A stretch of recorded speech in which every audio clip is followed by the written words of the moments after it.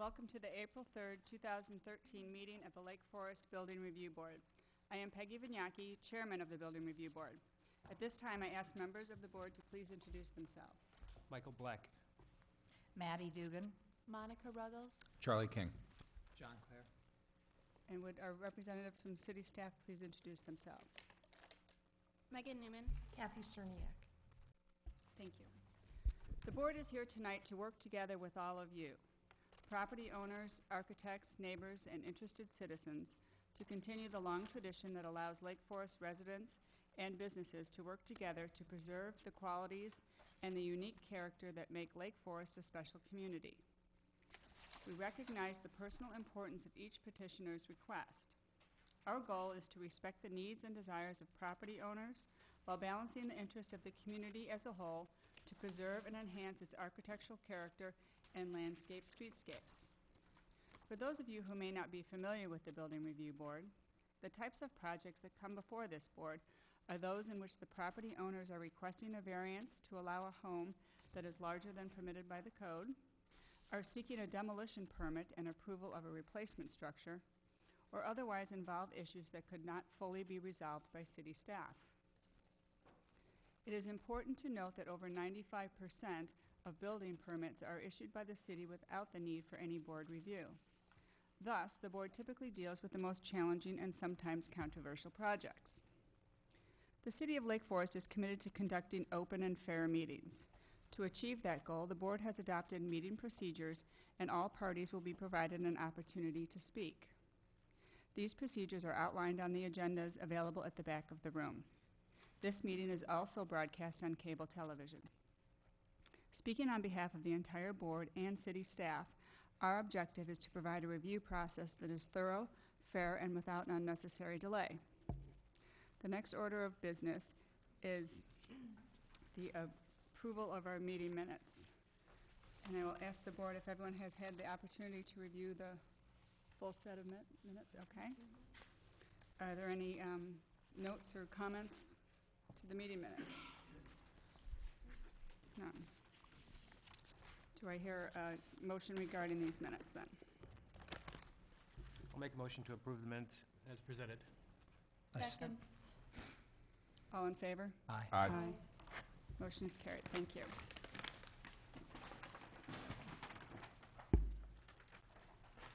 The next item on the agenda is a returning petition. Continued consideration of a request for approval of the demolition of an existing home and construction of a replacement residence and garage at 587 Illinois Road. Owner is Todd Altounian and representative is Peter Witmer. Before we begin, is there anyone on the board who has any conflicts of interest or ex parte contacts? Yes, I have a conflict because of our firm's involvement with the project, so I'll recuse myself from this one. Thank you.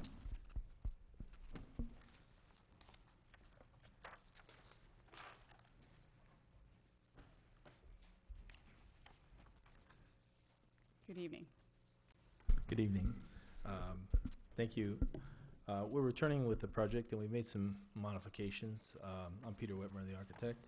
I'm going to start with a landscape plan because I think this illustrates some of the major changes. I would say there's 2 or 3 major changes, and then a lot of little tweaks based on our discussion last meeting.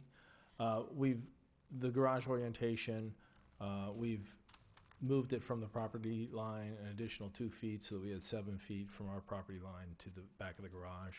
And that enabled us to put some additional vegetation, some 3 more maple trees in the back buffer between the east neighbor and the house. In addition to that, what we've done is we've lowered the roof pitch of the garage, and we originally had the gable running east-west, and now what we thought made more sense is to run it north-south, and we've lowered the pitch down to 812 instead of 1212, and that then reduced the amount of, there was a gable basically next to the property line here. The gable is toward the south, but we have this row of arborvitae that will grow up and help to minimize the impact for that. This is just the engineering plan. I just want to illustrate a few things here. One is this was in the original packet, but we have pretty extensive drainage, which picks up all the drainage downspouts off the house, and then all the surface water on the site, and pulls it back out into the storm sewer into Illinois. The other thing that we did too is we were able to move the curve of the driveway back a little bit more to get, just so that this got a little bit tighter and a little bit smaller, and we were able to get a little more landscape in this area, and then give the existing tree a little more space too. The grades, I know there was some, are basically remain the same. There's a little confusion on the top of the floor elevation. The existing, our existing floor elevation is almost exactly the same as the existing house, and we're approximately 3 feet from top of our floor down a grade, and that's pretty much what the existing house is. The streetscape elevations, here you can see the modification. Probably the biggest change is the the lowering of the roof pitch, and then again the switch of the orientation of the roof, which really mimics the large piece ridge along the house, and then it runs along the garage. Then this will be the neighbor's piece. Minor changes to the elevation. We've done a little better detailing on the railing system and how that works. A little more brick detail around these windows. We looked and did some panelization in the base of the bay. We've added another basement window up high in this elevation. Again, did the railings. And then in the rear elevation, we've added the window, which we thought was a good suggestion, and did that. And then in the east elevation, we've actually split up the windows. This used to be a double window, and we've moved those apart. The garage itself, then, as I said, we lowered the pitch from 12.12 down to 8.12. That puts the ridge at about 18 feet, 3 inches above the grade. We've also changed the garage doors to be sort of a carriage door, which divides it into 2 pieces. Just the massing showing the change of the ridge and showing the massing of the garage. And I think that's pretty much it.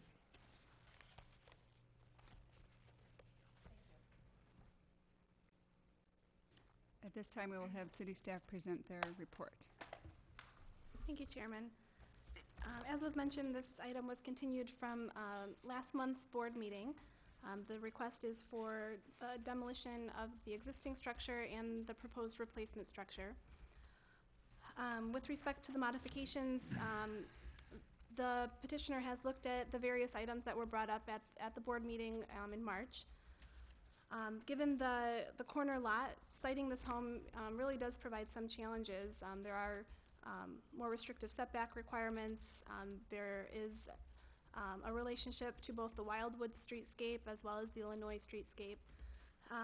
And the petitioner has looked carefully at that and is proposing to bring the home closer to the corner to bring a greater presence to that corner, use layered landscaping to soften views of the structure from the street and from the approach, and also has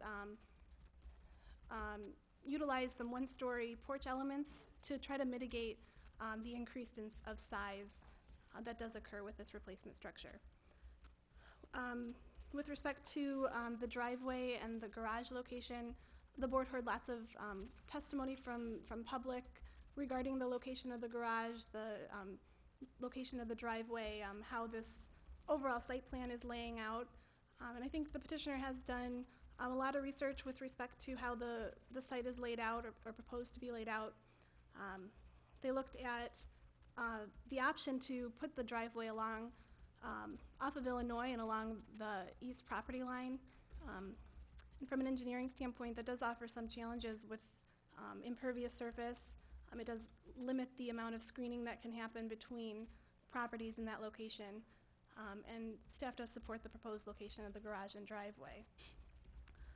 The modifications made to the landscape plan do help to soften the location of the driveway and the garage. The modifications that have been made do allow for additional plant material as was requested by the board. There is several pieces of correspondence at your places this evening. If you can take a moment to read those. there might be some additional public comment from the audience this evening. But at this point, staff is recommending approval of both the demolition and the replacement structure. Thank you, Megan. I believe I see two pieces of correspondence regarding to this petition. Is that correct? Oh, there are three? And this one.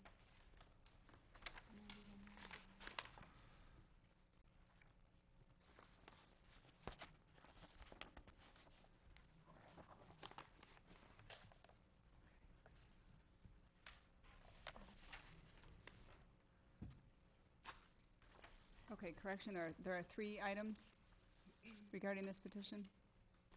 Is that correct?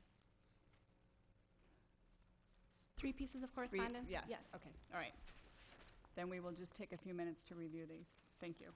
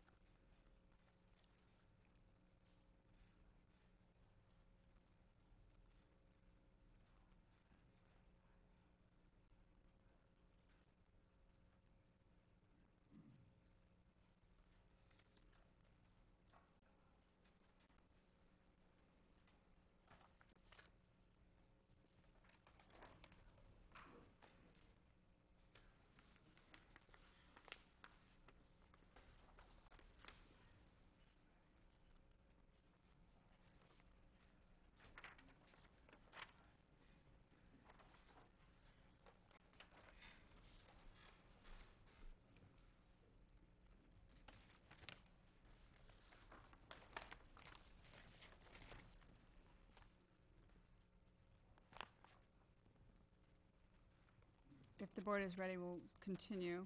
And so at this time, we'll take questions and requests for clarifications from the board to the petitioner or to staff.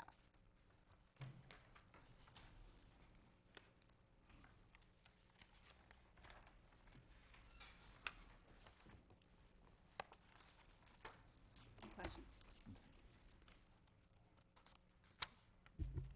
I guess I'll just start. Peter, what architectural style do you consider this home to be?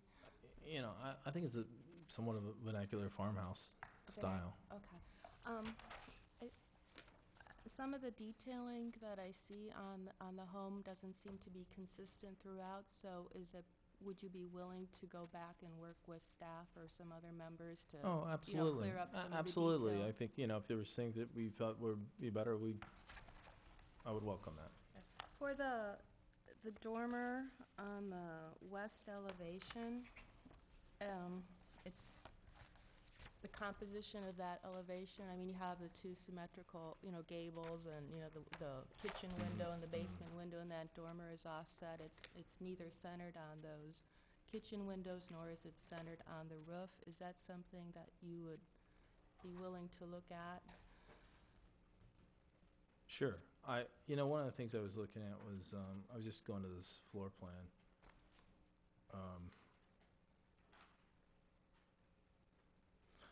Yeah, I mean, I think we could look at scooting it, because I think what we originally were thinking that, I don't think it can quite go to the center because of the configuration of the bathroom upstairs.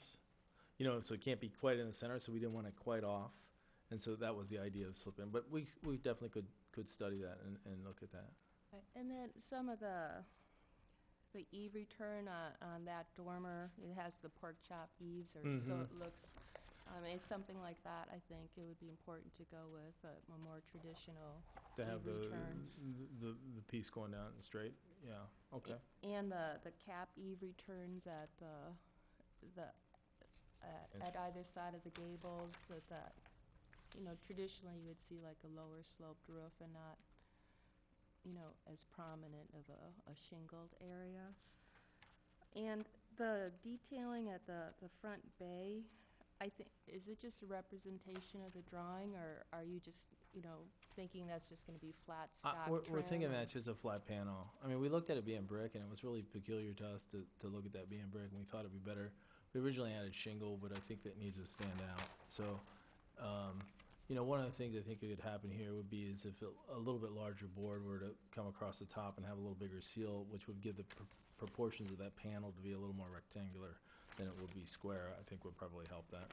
Yeah, I think one of the main things I'm seeing is the elevations seem to be almost representational of the detailing, and I think it would be important to actually get a better,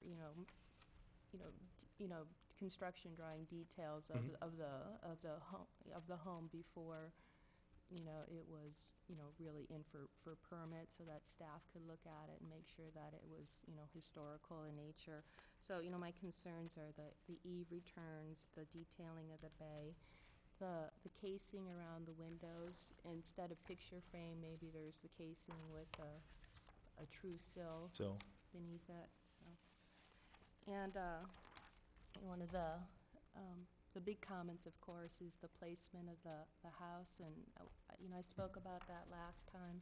I mean, personally, I think it's very far forward of the rest of the homes on Illinois, and, I do, think that, having that porch helps mitigate a bit of the scale, because as you're actually driving from, west to east, most of the houses there's kind of a rhythm, Mhm. They nicely kind of open up to you as you go along, and now this home will actually block, the houses that are further to the east. But I do understand, I mean, you're allowed to build in the lot, it's a buildable, footprint, and I would like that the detailing of the replacement structure, represent that. That's my questions. thank you.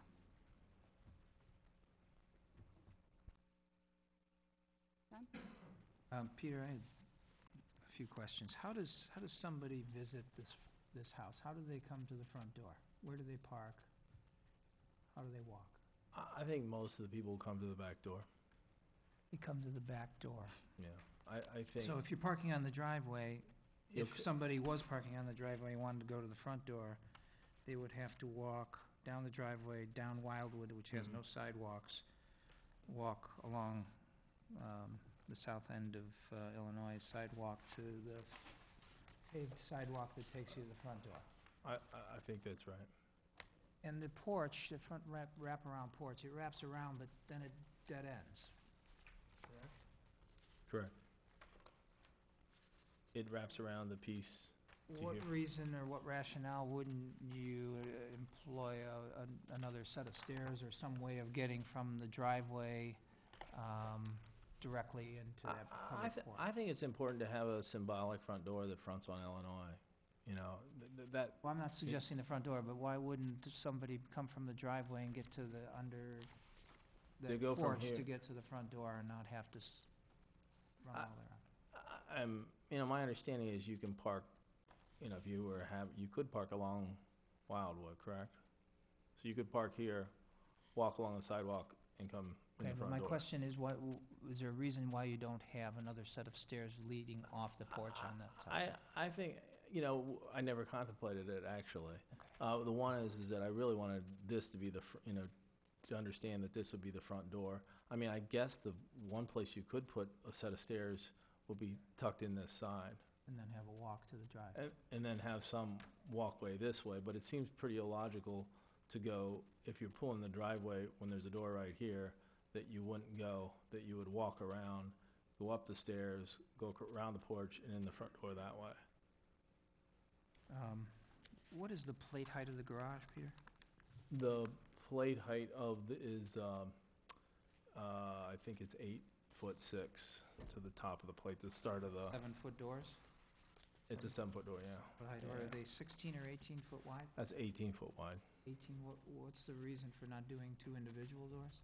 One is just how tight the driveway is. What we thought we would do is have two, I think, we just find historically to have two Suburbans in there is pretty tough to clip mirrors off and that sort of thing. And then the request to move the garage forward from the last meeting, today you said you moved it forward 2 feet. Correct. What precluded you from moving it farther forward? Talking through with Mariani and their landscape architects, is really they felt that by changing the pitch of the roof, the extra 2 feet really gave room for this tree to really blossom over top of it. So, it seemed that we were trying to get a balance between, one is not to have it too far forward and not to have it too far back. Well- So it seemed like the additional 2 feet to get the root ball in there for this tree made more sense to have the 7 feet off the property line. And do you know off the top of your head what rooms the windows are on the south-facing house? And actually, the first drawing that we have here indicates where that house is, but I don't know if you have this, display on your computer? Yeah, let me try to. 2 bedrooms. Are they bedrooms? Did somebody say bedrooms? Here they are. It's your house? No. I rented it for a long time. Okay, so it has 2 bedrooms facing the driveway, The driveway, correct. where a lot of the cars will be parked, and the screening you're providing is some emerald arborvitae. Arborvitae, American correct. Species of variety of arborvitae. Yeah, arborvitae. I don't know if they're Niagara or. I'm And not those sure. trees, those 2 large trees that are to the south of the driveway, those are oaks? Is that correct? They were said to be maples the last time, but they didn't look like maples to me. Those 2. There's 2, but it looks like one. There's one on ours. Oh, there's 2 trees there. They're oaks, yeah. They're oaks. Those are oaks, correct. And one has a canopy that It's leans really going out over over the top. driveway. I Would mean, you- one is that, the canopy of that is gonna be. Would you need to cut the branches off of that tree? I don't think so. I think we can keep that. I think it's important that we try to keep that too, because I do think that mitigates the garage quite a bit from the streetscape.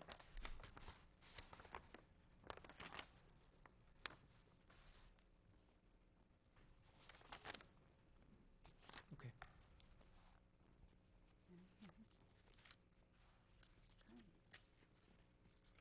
Good, okay. Thank you, Peter. At this time, is there anyone from the public who wishes to comment regarding this petition?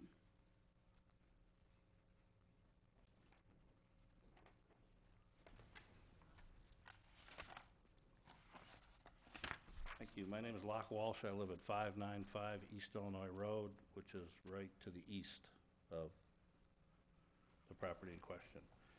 I had a couple questions, one of which I got answered by Peter and Todd while you guys were reading your correspondence, so I won't have to ask that one. Back to the garage, unfortunately. I heard one reason why they wanted to turn the gable, and there was a question in the report about a light shining and stuff, but the net effect from my patio, which is right across from the garage, is it doubles the bulk of the garage above the fence line, going from the gable end to the flat end. So this thing becomes even larger than it was when I complained about it last week.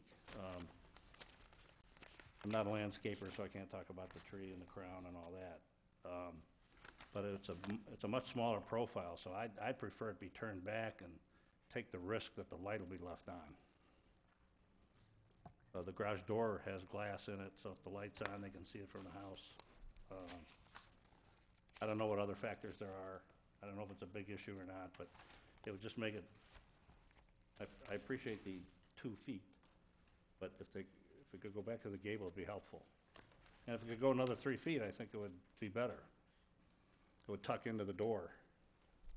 The purpose stated is to allow for landscaping, and it certainly does allow the root ball of a tree to fit in there. There's no question of that with the additional 2 feet, but, that's only 6 months of the year, so I don't know why they can't put some nice big hawthorns or something back there to cover the garage during the winter months. I'd like to see that. But overall, the 4 trees, the new trees that they're putting in there, you know, I think it makes a real attempt to reduce the profile of the house. I mean, other than planting, you know, 20-foot, 25-foot elm trees in there, I'm not sure what else he could do.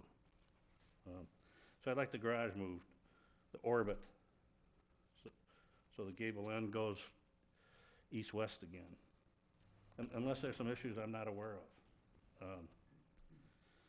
The only other thing, and again, you know, you learn geology after the earthquake. We had a flooding problem in the neighborhood for 20 years, and finally Kathy proposed a solution where the college in that case would propose a drainage plan that the city engineers would approve.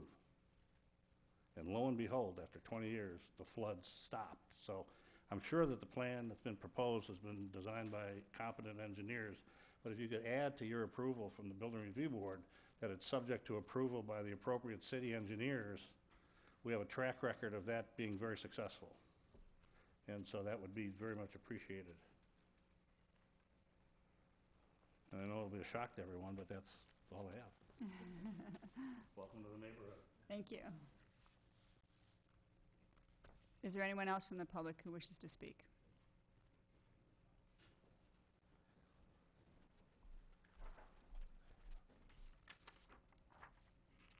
Good evening and hello again. My name's Antoine Pompey. I'm at 204 Wildwood across the street. I did send some commentary. I don't know if I made it because I sent it at 3:56 or something. We do have it here, sir. Thank Yes. you. So I would just like to repeat that for everybody. The concern for us is still the driveway and the size of the driveway. If you look at the packet and you look at Wildwood Road and you actually take a look at each of these addresses, there are no other double driveways on Wildwood other than 220. And so the question still is, isn't there a way to narrow that driveway further and have it bow out at the very end when it reaches the garage? I know that's probably not ideal for the owners and the architect, but I believe that would put a lot less footprint in a very green area today. So that was really the bulk of the question, and I know I did bring that up at the last hearing. And then the other question is really around the material to be used for the driveway. The majority of the driveways on Wildwood Road are paver stone or are some kind of non-asphalt material, including both of the driveways that will be exactly across the street, mine and Jones next door. And so given that we both have paver stone driveways all the way up, all single size driveways, we're just a little concerned about this very large asphalt driveway. I tried to calculate the percent of the total, just taking the measurements that I could get out of your packet, and it looked to be about 18% of the total lot. I might be wrong on that calculation, but it seems like it's a significant piece of driveway. So that was the only concern that I thought needed to continue to have some work. I know they have tried to narrow the very front end of that, but I think that can be taken a lot further. And you are correct, there are 2 very large oaks. They're not very clearly outlined here, but they are on the edge of the property there and do hang over where this driveway will be. So there will be some cutting. There'll have to be some cutting. We looked at that as well. I don't know that that's an issue for the trees, but again, the size of that driveway ultimately will have a lot of impact on those trees as well.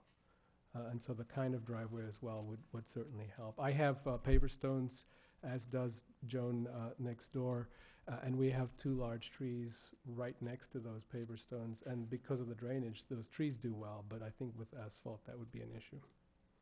And that was really the only concern. I do agree with the Buzz's thoughts around the garage, that when you turn it, you do get a much bigger bulk roof that everybody's facing from Wildwood Road, so it'd probably be better to turn it back the other way. But other than that, I think we're good. Thank you, Mr. Pompey. Is there anyone else from the public who wishes to speak regarding this petition? Hearing none. Would the petitioner care to respond to any of the comments from the public? No, I just say that, we thought that the ridge, I'm sure you'll have your own opinions and thoughts, but by having the high point through the center, and you have the low point here, you don't have the height to it. I didn't see it from that perspective, so, I think I would be open to switching it around if I can see both points of view. The one thing that's a little bit peculiar is that, with the pitch of the roof at 812, the pitch isn't the same as the house is at 1212, so there'll be different pitches. I'm okay with that just because, garages are not attached structures and, having those alternate pitches, I think could make some sense. The driveway, we're trying to be as sensitive as we can with still, having enough space to park, I think it's not being unreasonable to try to have a car parked outside when two cars are in, and if there's somebody comes up, that they can still pull another car in there. So that's what we're trying to maintain with that driveway, and we're trying to make it as small as possible too, because we truly do understand that. And by having the pavers at the apron as it comes in, I think we're trying to address the concerns. Thank you. Thank you. At this time, we can go to the board for any final questions.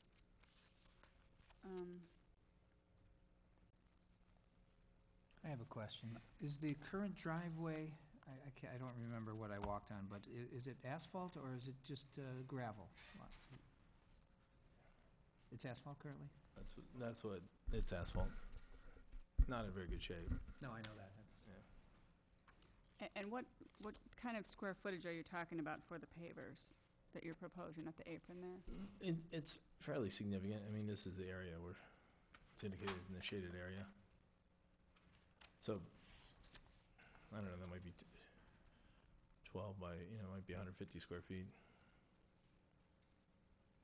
And are you running a course of the pavers up the driveway also?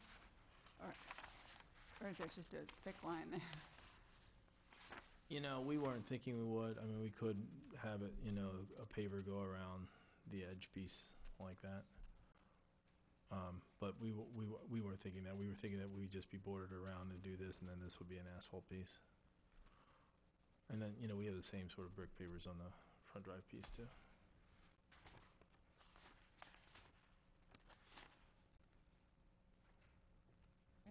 Any other final questions? Hearing none. Okay, we will take it to discussion at the board level then. Who would like to start? I'll jump in because I want to kind of dovetail on that garage comments that Peter was making. And there's some consideration on the actual human perspective that somebody might be seeing versus the pure elevation on that, and to maybe ease some of the client's concerns on that. When you look at the pure elevation, you see a line that shows where that ridge line is, and it looks like a fairly sizable mass, but when you're standing down at your eye level, 5.5 feet or wherever, and you're looking at an 8 and 12 pitch, it fades away, and it doesn't have that same impact. So I would actually argue that it probably has less of an impact than that straight wall that you now see exactly how high the ridge is. It's 18 feet up, and you're able to visually see that in that gable end versus how you might visually read a roof plane that's fading away from you. So I would suggest, if that's your concern, I think the better situation is what he has proposed today. Having said that, though, Peter, I would wondered if you would be interested in lowering the rear plate and not having a purely symmetrical plate height on the garage. You'd have a plate height up front that accommodated your overhead door mechanisms, and then as it fades back to the rear plate, it might be 6 feet or something, where you still have storage, you still can get a car in there and that kind of thing. I think that might be a nice compromise to the neighbor's concern there. Similarly, on that driveway, to address the neighbor's concern, currently there's a double width driveway. And I'm wondering why, No, I don't think it's double. well, it appears the same width as the one that he has in this drawing. It looks equally as wide as what he's proposing. It says 14 feet. So, is that about right? So, At the I mean, choke point, at the I'm choke point, it's 14. at the choke point. Yeah. But it looks Once you get here, it's equally, wider. well, anyhow. It's a two-car garage, so I'm assuming that at some point it's gonna be two-car width when you're pulling into the garage. But for a couple of reasons. One, to potentially say to the neighbor, we're using the same curb cut, we're using the same width. Another reason would be the concern on the damage to the roots of the trees. Why wouldn't you or couldn't you swoop that driveway in toward the existing curb cut? Actually, there's no curb there, but the existing driveway location, and have a gradual swoop to the drive. I think it's more attractive. I think it would landscape better. It pulls you closer to the house, and I would like to talk to you about trying to get a little sidewalk to that front porch from that location. So I think that if somebody was visiting, didn't want to go in the back door, in fact, they were, asked to, be in a more formal situation, go to the front door, I think that would be a nice way of handling a lot of those issues all in one fell swoop. I am concerned about the bedroom view to the cars parked in front of the driveway. If it were me in my bedroom, I think I'd rather look at the side of a garage than I would the noise and the coming and going of a garage out my bedroom, or of a car out my bedroom window. So I'm not, after requesting that garage be pulled forward, 2 feet isn't getting anywhere near where I was hoping to see that. Also on the bay window, I brought that issue up the last time, what's happening on the skirt there. We took the shingles off and put some panels up, but I guess I could be open to the panels, but only if there was some substantially higher landscaping. I think there's just some cotoneaster, which is a low growing, and then some shallow boxwood around that. I don't think you're getting up higher than a couple of feet with that, and I think looks like there's a good 4 or 4.5 feet of material there that, in my opinion, if it were brick, it would be something more attractive. A plywood panel, picture framed under the window, I think is a less than satisfactory material used there. Also, Peter, I'm troubled by the mass of this thing. And I understand you've got 2 lots, and I understand we're under bulk, and I understand how it's set back from the street. But there's a lot of small homes in this neighborhood. In fact, this would be by far the largest, and being on a corner doesn't help its size as it's presented to the street either. And I'm just puzzled by why it has to be as boxy as it is, with as little articulation on these walls as you've given it. It's a box with facade treatments that are gutters to try to look like it's got articulation, but in reality it's just a gutter coming down on a flat wall. And quite frankly, I've used that trick.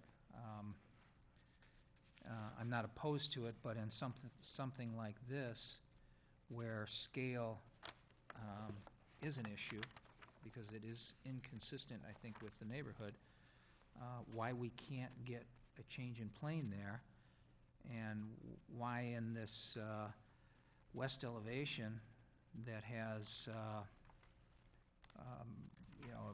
substantial length of solid wall with really the only thing kind of breaking it up is a little kitchen window. There's a lot of wall plane there, and there isn't any attempt at successfully mitigating the scale on that elevation. And as long as I'm talking about scale, the front on the east elevation, which I think is a bathroom, a bathroom that's above, I gotta flip to the plan, but there's no windows there. There's windows on the first floor, and then next to the chimney, there's just a giant wall plane. And this is a wall plane that projects out beyond the neighbor to the east. And as you're driving down Illinois, yeah, there's some trees there, but there's no leaves on them now, and there's no understory. I just think that there should be, again, something to break up the scale.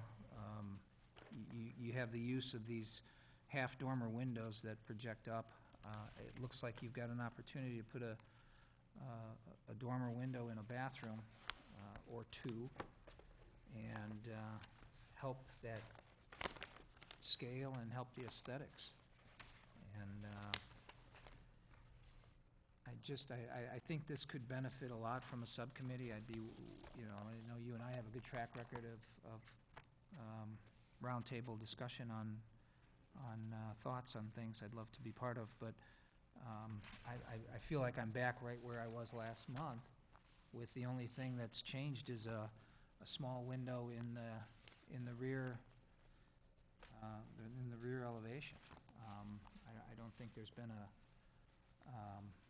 anything more than a subtle attempt at the issues that I had from last time, so I kind of am sitting where I was a month ago with my opinion on it. John, do you not like the flat panels?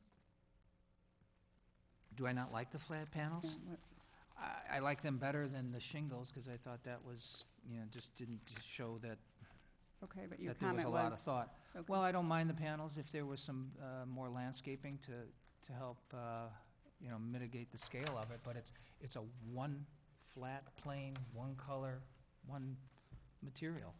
If it were brick or stone, now you've taken something to a different scale. It's a bunch of little parts and pieces, so I think the scale of the large flat panels is something that is less than desirable for a solution on that. Okay. That answer the question? Yes, it does. Okay.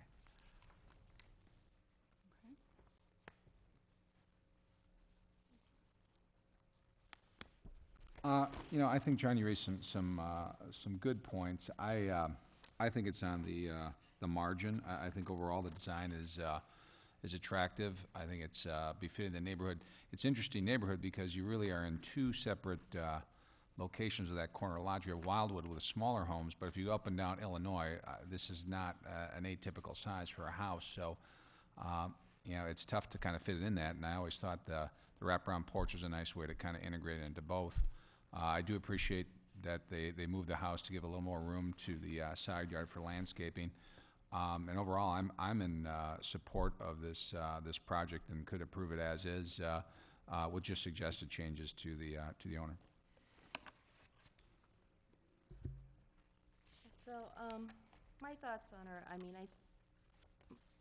I think it's close, but I do think architecturally it needs to go back and have some details improved upon it. I think there needs to be a little bit more consistency with, the farmhouse style that it's chosen. It's like kind of a Victorian vernacular, but all the details kind of need to read together. Like the eave details need to be consistent. They need to be traditional.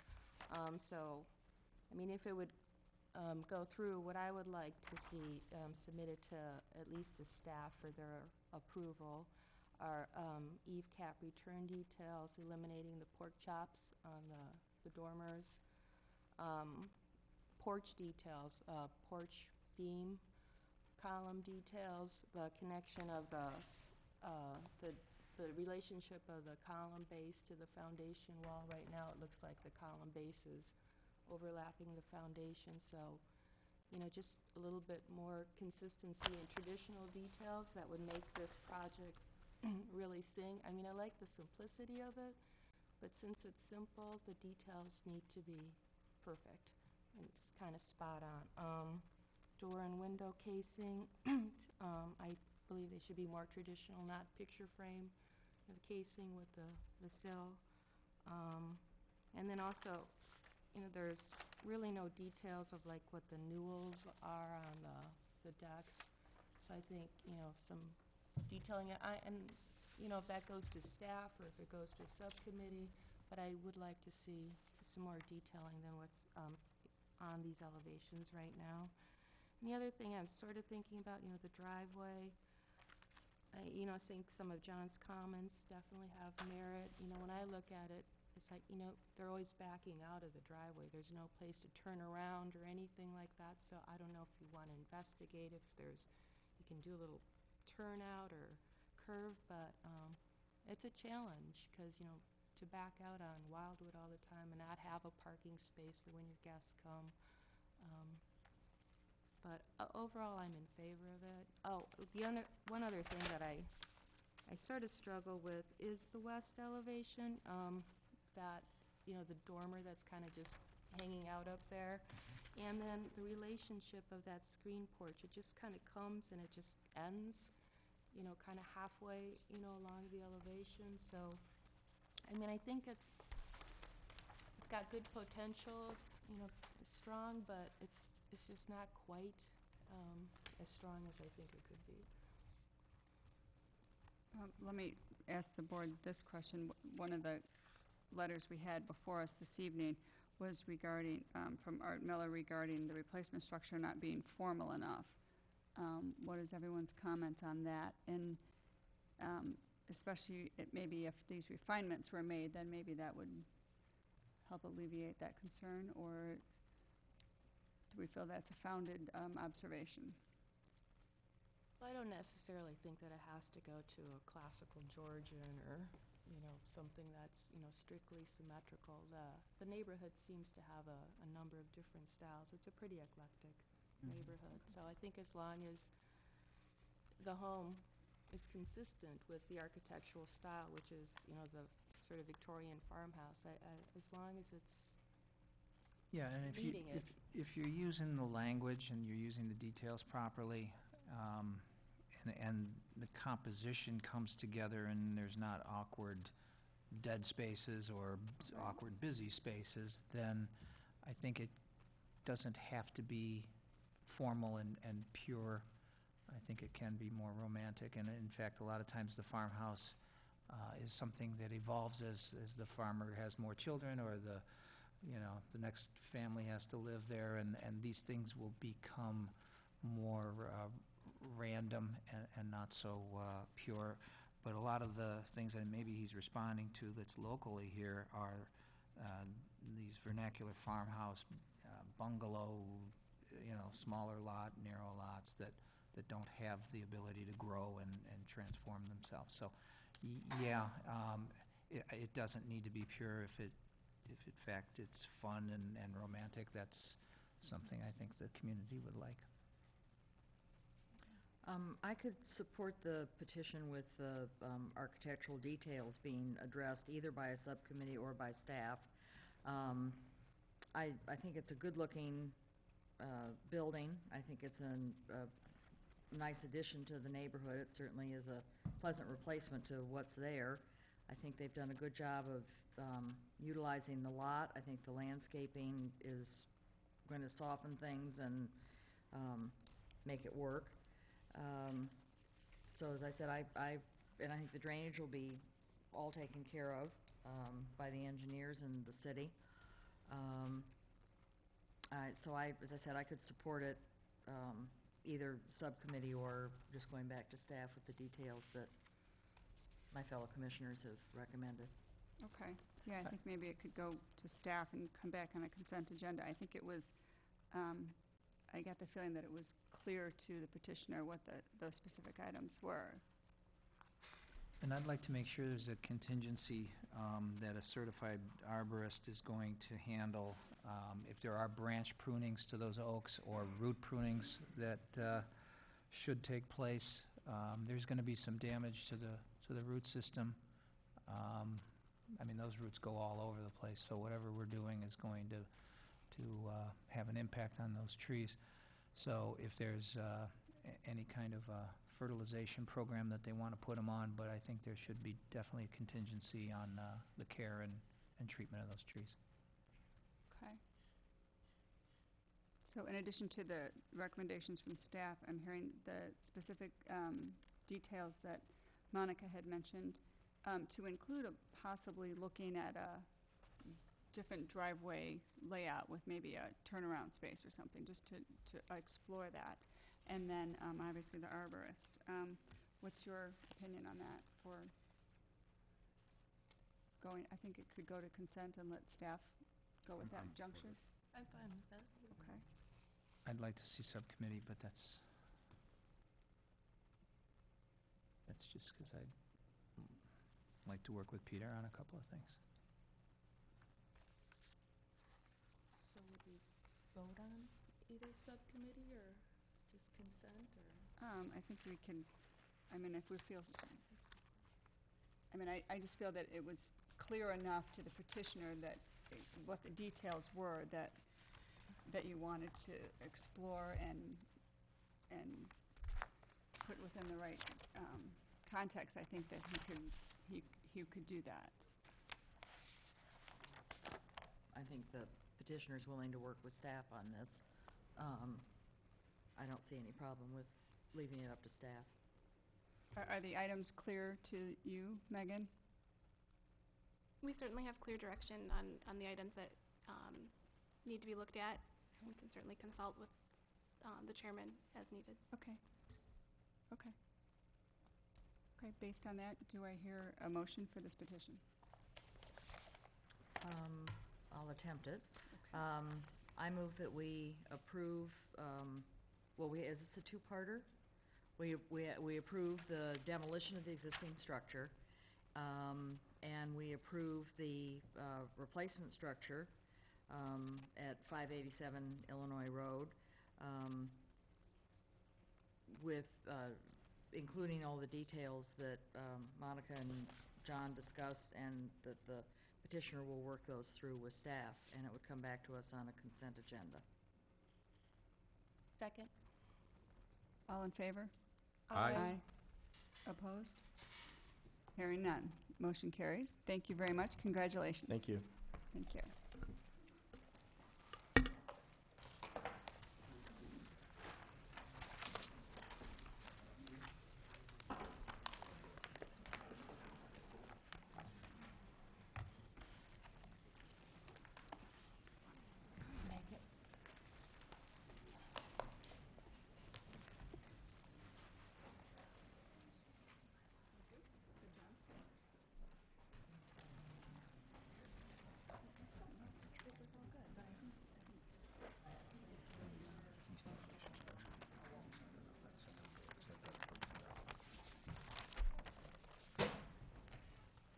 Think about how this would break up the scale if you just introduced it a little more there and put this roof on here. And no, pop this out just a little bit. Just a little bit.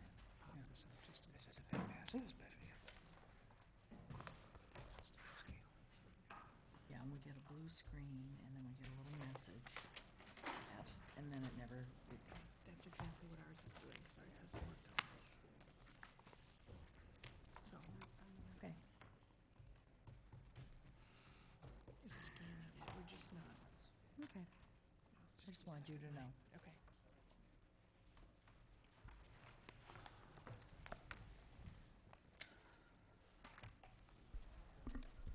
Yeah, these screens give us an illusion.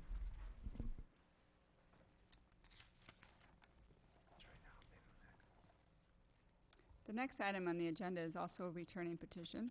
It's a continued consideration of a request for approval of the demolition of an existing home and construction of a replacement residence, garage, and pool at 104 Washington Circle. Owner and representative is David Lindstrom, Victoria Development. Is there anyone at the board who has any conflicts of interest or ex parte contacts? Hearing none, we can proceed. Good evening. Good evening. I'm David Lidstrom. I have Jerry McManus with me, the architect, to answer any questions along the way, and Lee Keenan from Mariani Landscaping, who helped with the landscape plan, to answer any questions for fencing or need, any questions you guys have for landscaping. All right, we did some things to address some of the concerns of the board and staff to reduce the massing of the front of the house, and we made some adjustments around the rest of the house to address some of the concerns with consistency with window placement and keeping things symmetrical, et cetera. We pulled what was originally the second story went all the way across the front. We pulled it back on the south side and incorporated a nice covered porch with enough room for some seating and, make it more of a traditional porch for room to enjoy. The right side of the front elevation, we left mostly the same. And we did, with the adjustment in our layout, we were able to increase the pitch of the roof a little bit to address the concern of the board that the roof was a little too flat, and it didn't have any problem with our peak or anything. We're still well underneath our overall height. On our to the rear elevation, we did remove the second floor porch coming off the master bedroom and the little shed dormer that was in the center of the house, and just kind of straightened up the windows on the kitchen side here to make them set right below the windows of the master bedroom. And I think that looks pretty nice. On the north elevation, we simplified some of the windows and made them a little more symmetrical in the kitchen area and the master bedroom. As we go around to the south elevation, things simplified a little bit with our stair section and our roof, and we did incorporate some Craftsman chimney shrouds on the chimney to address one of the board's concern that it was a little bit plain at the top of the chimneys. Let's see, here's our first floor, second floor. Cross sections. I'm trying to get to here's our new roof plan, which is significantly simpler than the previous roof plan. Everything kind of fits together nicely, and I think it looks good. We did also on our site plan, which is kind of hard to see, but we did pull the house back about 1.5 feet, and the two squiggly lines going from the houses to the north and the south, the front one is in line with the front of their front porches, and the back line is the line of their two-story sections of their houses. And we are, our entire house is behind their two-story sections.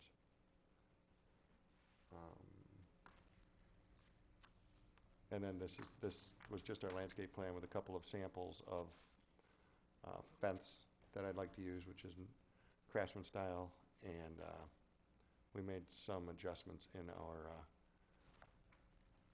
in the screening. So I guess that's about it. We did switch from the standing seam metal roof to a just a more standard weathered wood, asphalt shingle, architectural asphalt shingle. So I think that's about it. Thank you.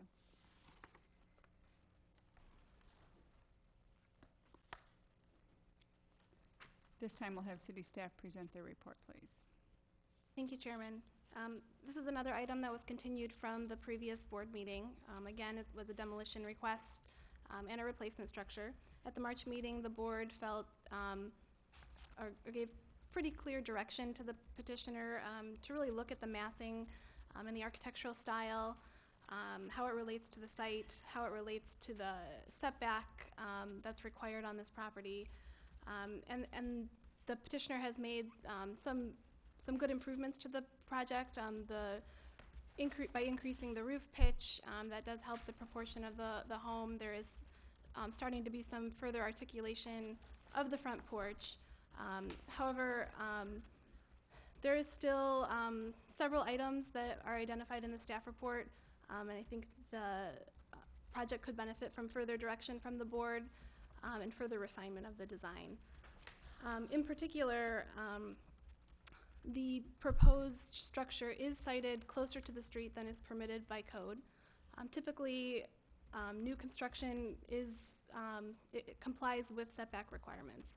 I think in this case there is merit for the zoning board to consider a request for a front yard setback variance to allow a streetscape type element to be more characteristic to the street. So a one-story front porch, I could see that having merit for a zoning setback variance.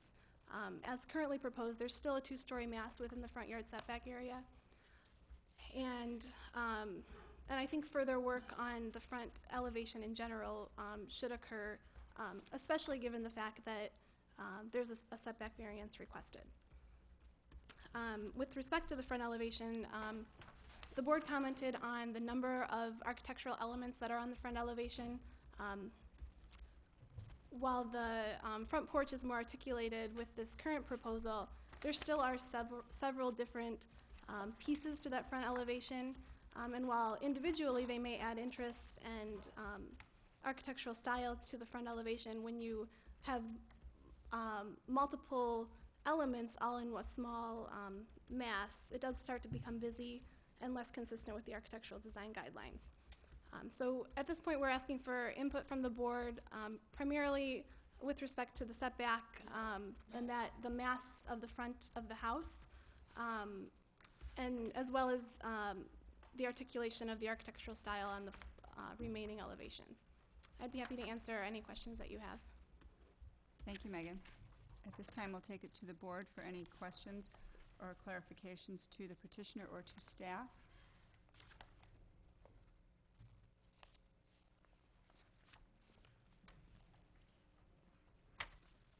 Who would like to begin?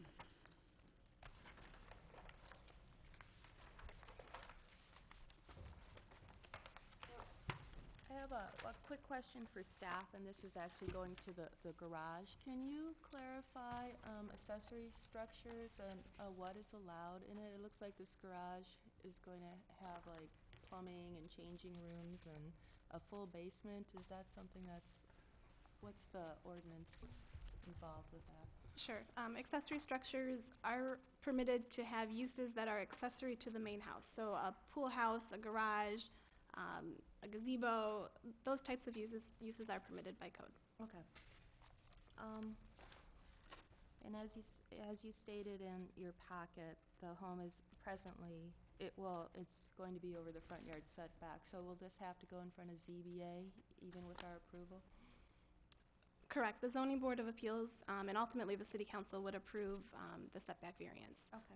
The Building Review Board standards do speak to setbacks being met or exceeded. So I think additional review and consideration for a project that does involve a setback variance is warranted. So, Mr. Lidstrom, are you classifying this home as arts and craft?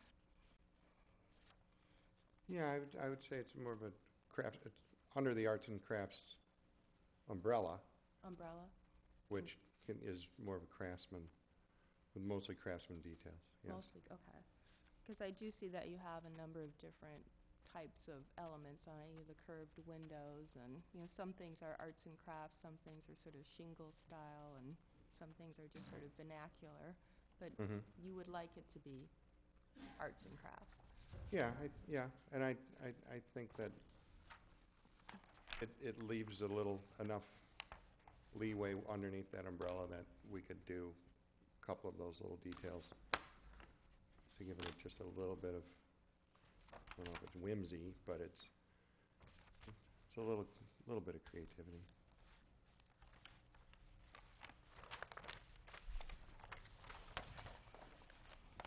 Can you discuss the materials and the colors you're planning on using?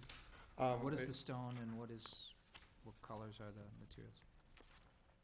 This is basically the color of what I'd like to use for the stone. But it will be a little bit more of a thin cut, laid. Let's see if I can zoom that back out.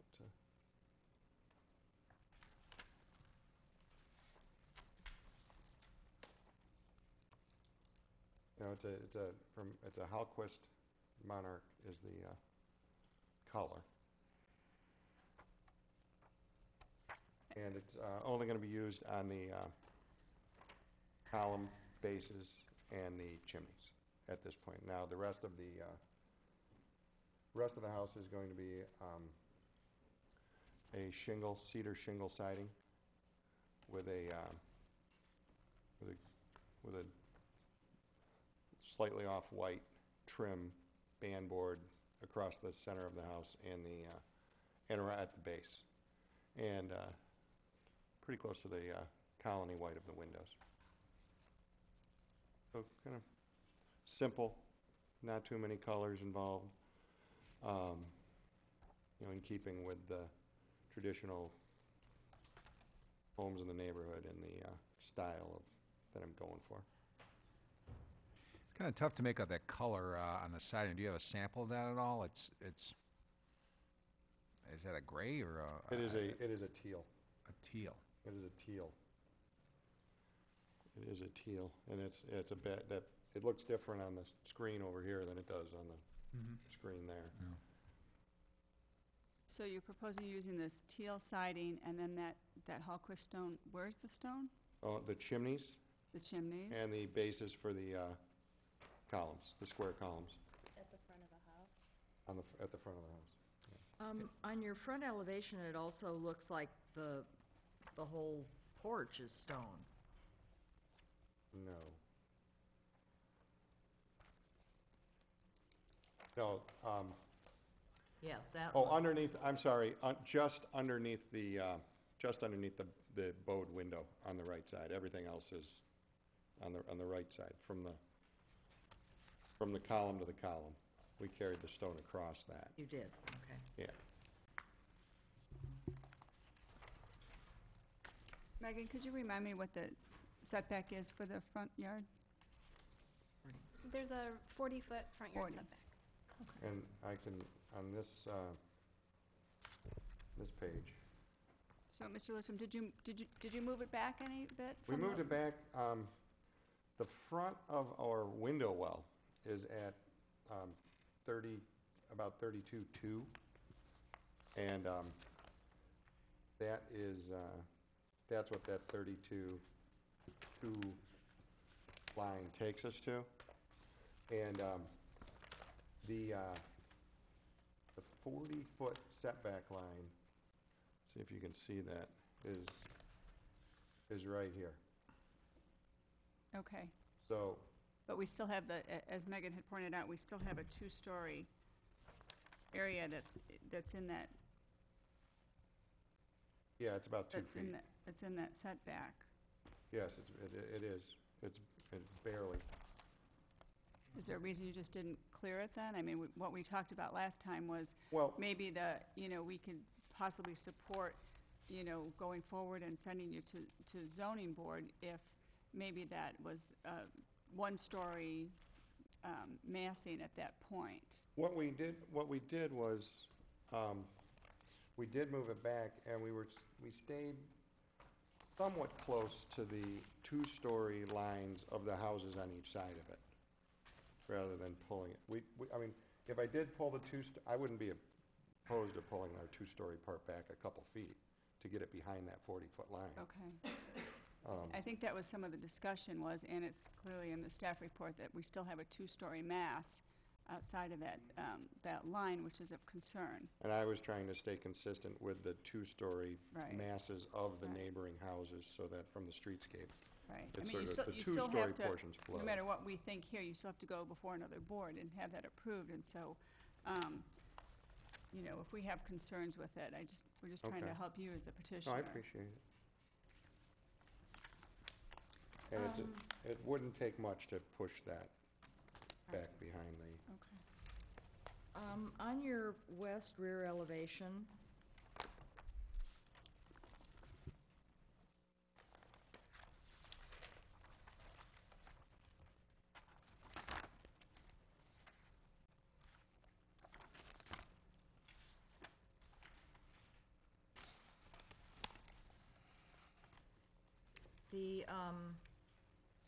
the windows on the right-hand side, both downstairs and upstairs, to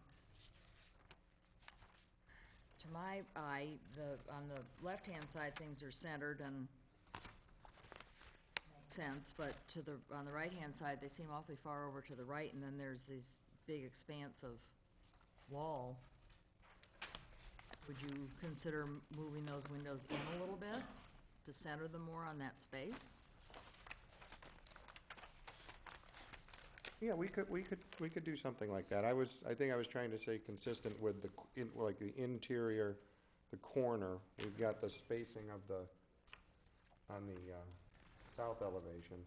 You know, we were just trying to stay consistent with the windows upstairs and downstairs, and then as we wrap around, you know, we just kind of kept those the same. But I think I could slide them over to the center a little bit to make, now, are you saying to make the space between the corner of the house and the first window the same, like on the left side of the house, or center it between? Center it more between the door and the corner. I don't know what that does to your interior spaces. It doesn't do, it would be, I could definitely do it on the first floor, and I'd have to take a look at what it does to the master bathroom, which is in that upstairs corner. Okay. But I could probably scoot stuff over a little bit. I have a question for staff. How far would this structure have to be moved back to not need a variance for the front yard setback? Would the porch have to be out of the setback? Correct. All construction would have to comply with the 40-foot setback. No front window well? To the porch. For the porch. Okay. And then, In your packets, I did present you with that option as a secondary site plan that shows it pulled back completely behind the 40-foot line. okay. And it does look a little, So now on your preferred site plan, how far does this new house stick out in front of the existing structure, would you say?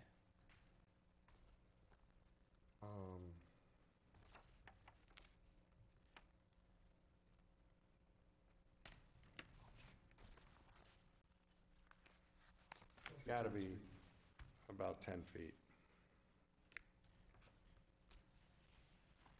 The existing structure is pushed way back relative to the houses on each side of it. Okay. And then in the staff report where it talks to the one-story porch element across the front facade, do you have any thoughts on that, or what do you think? Well, we did do a one-story porch, and we did do a roof line all the way across at one story. And my resistance to doing a porch, it basically starts to create a four-square from the front. And it would create a situation where there were 3 4-squares basically in a row, starting 2 doors down to the south and then working their way along. And I think that becomes a little redundant on the street. So then if you stayed with this design, and possibly pushed the house back where you didn't need a zoning variance, is that an option? I guess it's an option. I think, as you can see on the site plan where we did push it back to a location behind that 40-foot setback line, it starts to throw things off on the streetscape a little bit.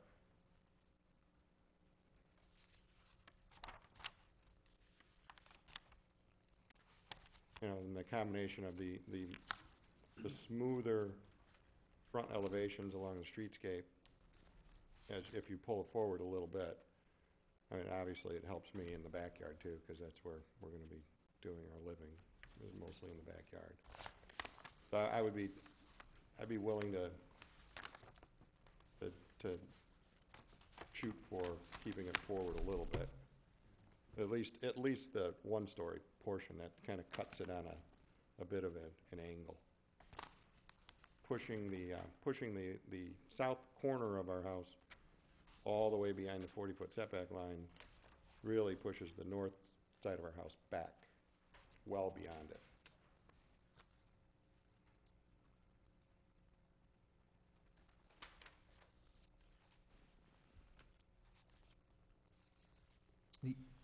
Go ahead, Charlie, no. I was just wondering, could you talk about the fencing that you're proposing a little bit?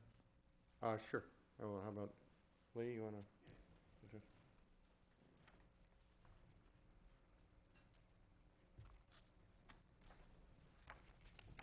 Yeah, I know it's difficult to see. Let me go into this landscape plan. There's 2 options. On the perimeter fence that we were proposing was proposing a fence that gave us, I believe it's 6.5 foot in height, and some of it being more of a kind of an open lattice panel that would go around the perimeter along this edge. It would end right at this point, and then also screen along the side here. What we wanted to do was use a pool fence that was a little bit lower, 4 foot, that would meet pool code, and that would go right on this side here and would come across to meet pool code and confine the pool space. So it'd be 2 different types of fences. We weren't going to continue it across the driveway because we didn't want to create a gate situation. In cases, in some of the plans, you'll note that there's different vines and different things in areas to help soften that up a little bit, and that's the intention over time. Thank you. Now I had some architectural questions. Detail on the soffit. I see it looks like rafter tails coming down to those. Is there a flat plane soffit there, or is the underside of that also following the pitch of the roof? In other words, are those true rafter tails coming down, or are those like a dental that is applied to underneath there? Excuse me, I'm Jerry McManus, the Lindstrom's architect. Mr. McManus, would you please use the microphone? Thank you, sir. Okay. Oh, there Dave, it how is. do you move that? There it is. Can you Okay. slide it a little bit left? Okay, so they are exposed rafter tails outside of the beam. And then the beam would be enclosing the 2 open sides of the porch roof, and then beyond, inside of that would be a flat ceiling. That's why you see ceiling joists and then a flat ceiling line. Comes in rough, just at the top of the beam. And what's that 2-by member that looks like it's almost out at the edge of the eave in your detail section? That it would be the elevation view of the rafter tail going around Going the the corner other at the other side, end. okay.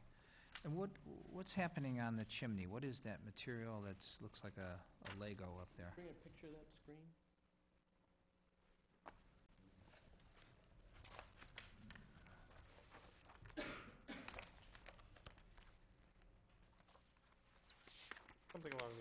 lines. What- This- what- what This is is- copper.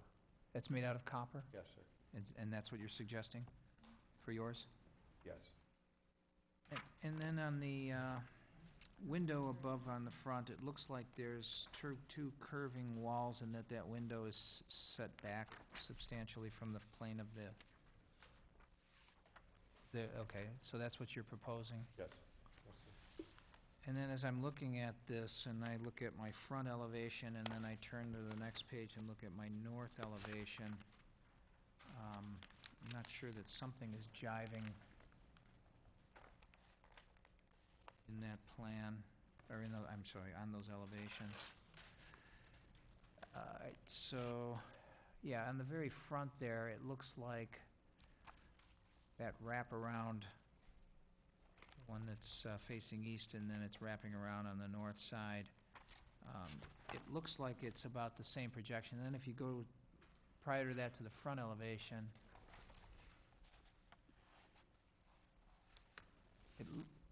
where it strikes the building, it looks like it's up higher. Am I reading where are that you? wrong? Right there. So that line that comes around the corner is there, and then now on your front, it doesn't look like it changes plane until about almost to where the radius begins, which would suggest it comes out.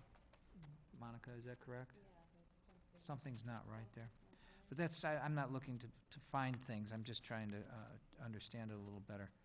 So I'll just leave that as, right now, as kind of something that's not jiving and leave it at that. But in that area well that's on the front, is that going to be concrete area well? And is that going to be faced with a finished material, or is it just going to be left unfinished as concrete? On the inside, Yes. I would face it with a thin stone, or Match the to stone that match you're the proposing for stone the I'm house? proposing, yeah. And then I'm looking in the plan on the front, it's in the center column there, and there's another column hiding behind there. And that's kind of odd to me. It's like, it looks like you have 3 columns on the front, but there's a little change in plane on the porch versus the bay, and right there in the middle, there's 2 columns there. I just think that's a little odd. Can that be avoided? This is something that we looked at when we were considering the porch going all the way across the front of the house, which was suggested. And based on the width of the house and the fact that it's a 2-bay front, if it just goes straight across, what we're left with is a rather regrettable situation of having 3 columns and 2 spaces, basically the column in the middle. And at the suggestion of another architect, we pushed the porch side out to create 2 one-bay spaces where you would have columns at the ends of each. In other words, treat them as 2 separate elements by bringing one forward. And is that to give you the change in plane on the roof so that they separate one another, or is? Well, that happens also, but the first thing was a porch straight across that would have had 3 columns and 2 spaces. That's like, if you ask the ancient Greeks about that, they'd be horrified with that. I'm not going to ask them. Okay. But And then it would just be a continuous shed. You wouldn't have this or defined hips at the hip end. porch. You could have hips at the end. What's the Or- spacing on those 2 columns that are, what's the spacing at those 2 columns? Between the columns, Yes. perhaps 6 or 8 inches. I mean, if the difference between the 2 elements was more, they would grow, of course, but that's, where we set it to work with the plan, in terms of room sizes and things like that. Right. But do you understand what I'm talking about regarding the making it 2 different elements that are? Instead of one elongated The with one 3 that has columns. 2 spaces with the column in the middle. Okay, that's what we're trying to achieve here. And to switch to 4 columns to make 3 spaces doesn't work when you have 2 I see. bays, because then the columns don't work with the openings in the 2 bays. The door, the living room window then would be compromised by the spacing of the porch columns.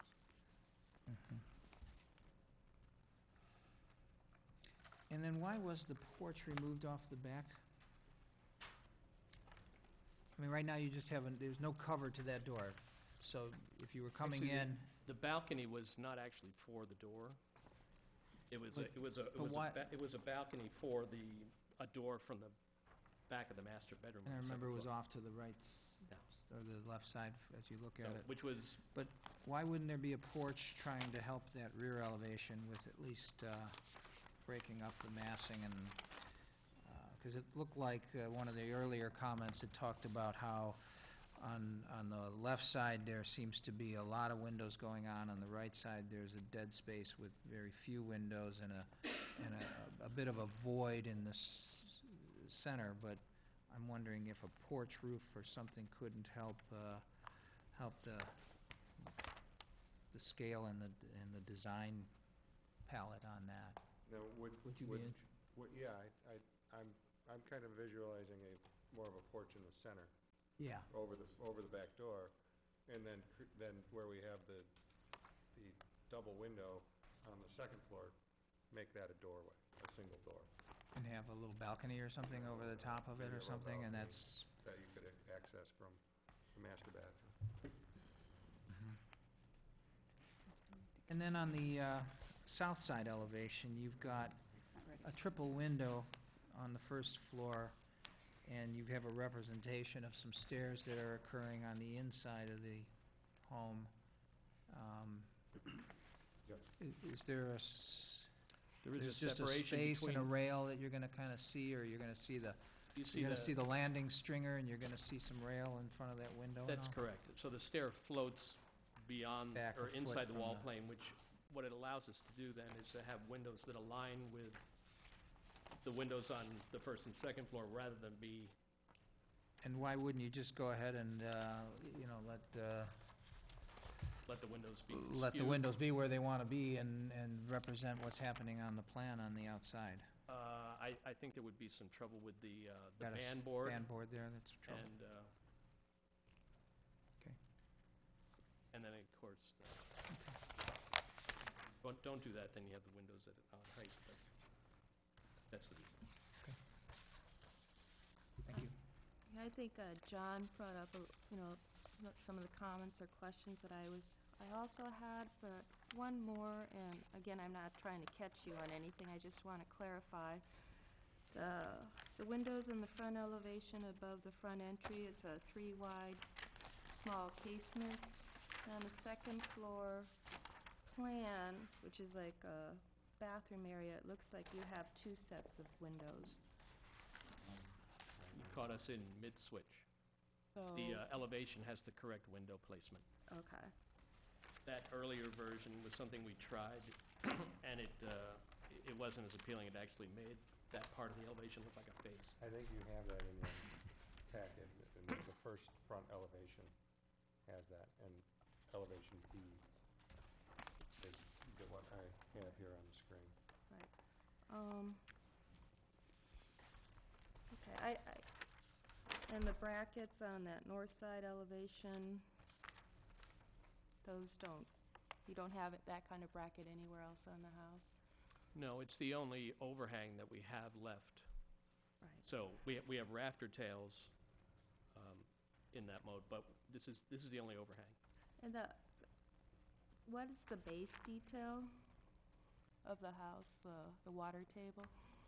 Yeah, it's just pushed out a little bit from the wall surface. In the earlier proposal last month, we had a stone base. And as part of the simplification movement, we removed it except for the chimneys on the very front of the house. What we do have is, we pushed out this wood trim just a little bit to make a little bit of a water table, if you will. And then to bring it back to the wall plane, we have a flare at the very bottom of the shingles. Okay. Something we also used at the horizontal band board for the second story. Okay, thank you.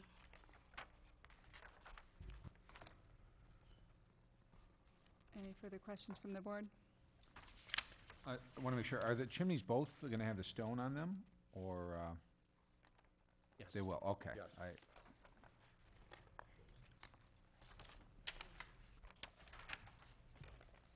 Yeah, they'll both be full masonry chimneys. Thank you, gentlemen. At this time, we'll ask if there's anyone from the public who wishes to speak regarding this petition. Hearing none. I believe last month we had one neighbor in support of the demolition of this structure. Any other comments from the petitioner at this point? Okay. Any final questions from the board? None? Okay, then we will take it to discussion at the board level. I think I can start with my perspective that we are making steps on this. I just feel like maybe it's not quite there yet regarding, placement, design elements, et cetera. So maybe we can discuss a few things that we would like to, make sure they have clear direction on. I agree with that, and I think that was pretty clearly stated in the staff report. Staff made a strong case that they would like to see, more of a one-story mass on the front of Right. the project, so that I think that should be incorporated somehow in the staff also. And I agree, the front elevation is very busy. It's got a number of different elements. The kind of hidden column thing on the front is a little awkward. The curving window detail is more of a shingle style detail. So the front elevation, I think needs some work, some simplification, perhaps. Not that it has to go to be a 4-square, but it needs to be consistent with whatever style that they're choosing. And Especially if that piece is going to be over the zoning area, needs to be. so, and I had concerns over colors and the materials. Yes. I think the stone coloring, because there's a great variation and gradation in the stone coloring, my concern is you have then the teal, which is going to be a strong color. I don't know how well that matches. And then now we're introducing copper on the chimneys, so you have another color and material. I think it's might still be a bit busy. I agree. Agreed, yeah. Agreed. Especially with all the different colors into the stone. In the and stone, right. There's a lot of variation in that stone. got something cool happening in the green, and then you've got this warm mix of things occurring in the chimney that I hated the stone. So, And this project, just like the last one, I think there's traditional detailing that needs to be consistent with the style. The window casing, again, they're showing picture framing. It should be more of a craftsman where you have the real casing and then the sill beneath it. The water table is fine, but the chimney, the taper of the chimneys is not quite right either, so I think that needs to be looked at. It needs to be a different, it can be tapered, but it needs to be a different proportion of taper. The back elevation, as John kind of brought up, it's very uninspiring. It's bulky. There's nothing impressive about it, or whimsical, that the owner was looking for. So there's some work to be done there. I thought of all the elevations. The south one was the most elegant and simplest, and had the most correct proportions to it. Although the windows in the stair, you could definitely do something creative with the windows. To have the stairs be the center line of the landing is not necessary. There's other ways you could address that. Even down the street, you can look. There's a few homes that have the windows in the stair. yeah, I think the word whimsical was, somebody said, but I get that that's what the homeowner's after, that they're looking for quirky, I wrote down a bunch of, playful, quirky, romantic, unique, and interesting, and something creative. And creativity, I mean, that takes huge talent. It doesn't just, you can't just pick all the sort of things you want to put on it and suggest that you've achieved a high level of creativity that makes it all come together. That takes, like I said, a huge talent, a lot of ability, or it's just going to fall apart. And I think this is falling apart. I wrote down weird on some things that are, it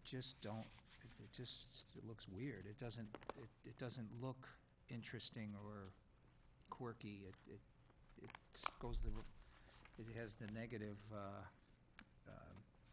impact to me on things that I look at, especially that stone. I mean, that stone was weird.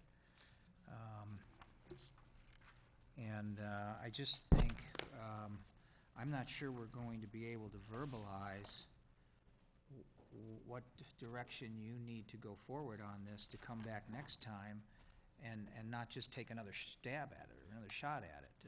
I'm afraid that might be, maybe shooting into the dark again, but there are things, and we did talk a lot about areas where we had concern, areas in massing, areas in windows to voids, details. Is the style being met? I guess if I give you direction, it would be go to the history books and find a style and duplicate it. I mean, come to us with a absolute historic representation of this craftsman or arts and crafts style that you like, and I think then you'll see a different outcome from the board. I think I can support if there's going to be a setback variance approved because it meets the average of the neighborhood. I think I can support that if I've got a really good example of this craftsman house that I'm willing to suggest to the zoning board that we've got a good house here. Let's tear down that rat trap that's out there now. So I don't think anybody here is going to say that the demolition shouldn't go forward. I don't think anybody wants to preclude you from building, your dream house there.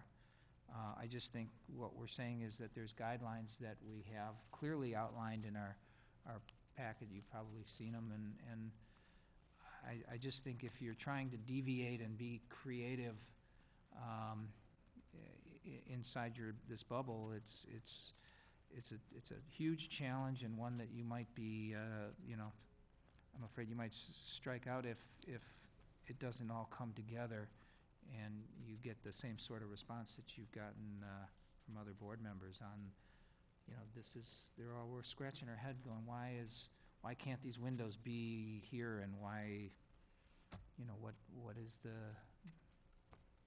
what's the overall design, and is it being represented here in a cohesive manner? So I don't know if a subcommittee or I'd hate to see them take another stab at it, but I'd say if you could work with staff a little closer and bring them, here is a perfect example, and this is, the direction that we'd like to pursue, I think you'll see a more forward progress on your design challenge. Yeah, I think it needs too much work to go to subcommittee. Agreed. Yep. Absolutely. Okay, so without further ado, do I hear a motion on this, or do we want further discussion? I move we deny the petition, and I certainly open up the door for the demolition, but a structure that is much different than this one, taking into account all of our comments, be brought forth. We want to continue it or Continue deny it. it? I think we can continue it, but knowing that minor modifications are not going to suffice. So we're looking to continue it. Yes. Okay. I second. All in favor? Aye. Opposed?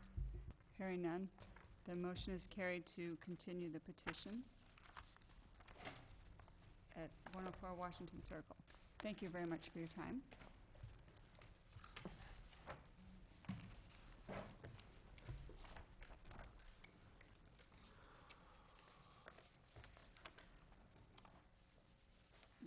Next item on the agenda is a new petition, a consideration of a request for approval of a building scale variance to allow an addition to an existing residence at 1301 Lock Lane. The owner is Ernie Simersky and representative is William Farrell, the architect. At the board, do we have any conflicts of interest or ex parte contacts? Hearing none, we'll continue. Good evening. Good evening. You may begin. I'm William Farrell, architect in Highland Park, Illinois, practiced for 22 years. I'm here before you regarding a variance to the required bulk for a property of this size of the estate. There's a number of standards that were brought up in the staff report, and I'm going to try in my 10 minutes of allotment time to go through those standards and to bring you up to date and to clarify some of the issues regarding the bulk.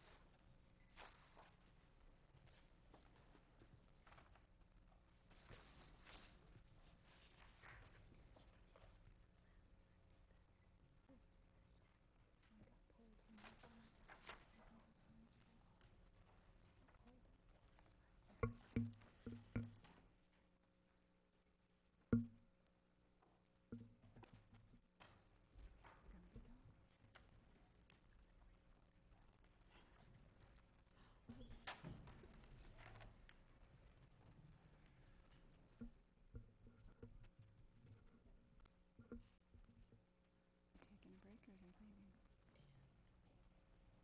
But he's here with Karen.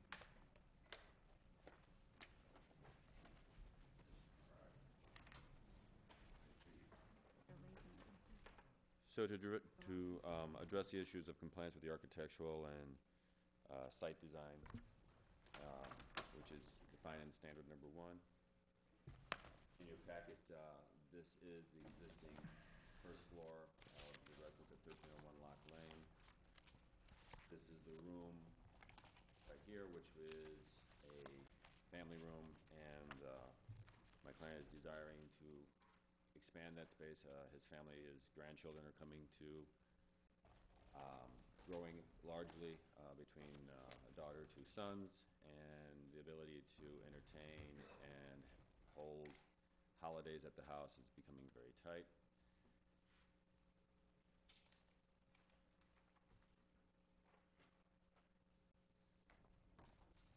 So the proposal is to expand out to the east side of this structure, to allow the ability to have a large grouping of seating in the center of the room. And in addition to this, there are 2 gable end bump outs on either side that are just set out from the wall, which are going to allow him to hang 2 large pieces of art that he's never been able to have from his collection hang in his house. These pieces are 8 feet by 9 feet tall in the vertical style. In addition, this element right here is a 600 amp switchgear panel for the electrical that feeds the house and the other structures on the property. At present, there are 4 air conditioning compressors that are located out here on the east side of the property that emit sound out to that side of the property and towards the front of the house. To the west side of the property, there is a privacy wall that extends out in front of this wing of the house and then creates the gate entrance to the motor court of the estate. We're going to take that aesthetic and bring it along the front of the air conditioning compressors and this deck area here that would be walking out from the main family room out into that space. The air conditioning compressors are going to be recessed down into and behind that privacy wall so that the sound of those air conditioning compressors will be radiating up and not radiating out towards the front yard of and into Lock Lane. This extension of the air conditioning compressors and the wall of the patio outside will also allow us to take and back earth up against those walls to create a continuous extension of the front of the house at present. And instead of, because the land, as soon as you come around the corner of this front study, begins a gradual slope down towards the east part of the property where the tennis court is located. And the addition itself, in keeping the same plane of the family room coming out, the far end of the bay will be projecting up out of the ground 4 foot 3 inches, and therefore we don't want that to show anywhere different from the front facade of the house, and that's why the privacy wall and the extension of that will allow us to back up earth against it and make it look like it was always built with the privacy wall that's happening on the west end of the estate. The curved bay out here is in relationship to an addition that we did back in 2004 where we put a glass conservatory on the back portion of the house. The rounded aesthetic of the bay, again, the existing house had a large fireplace that was in the center of this room and 2 traditional casement windows on either side, which really choked down the view of the estate on the east power portion of the property. This rounded bay window will allow a panoramic view of that portion of the property. We get views of the eastern lawn, the tennis court, and the gazebo structure or tennis cottage.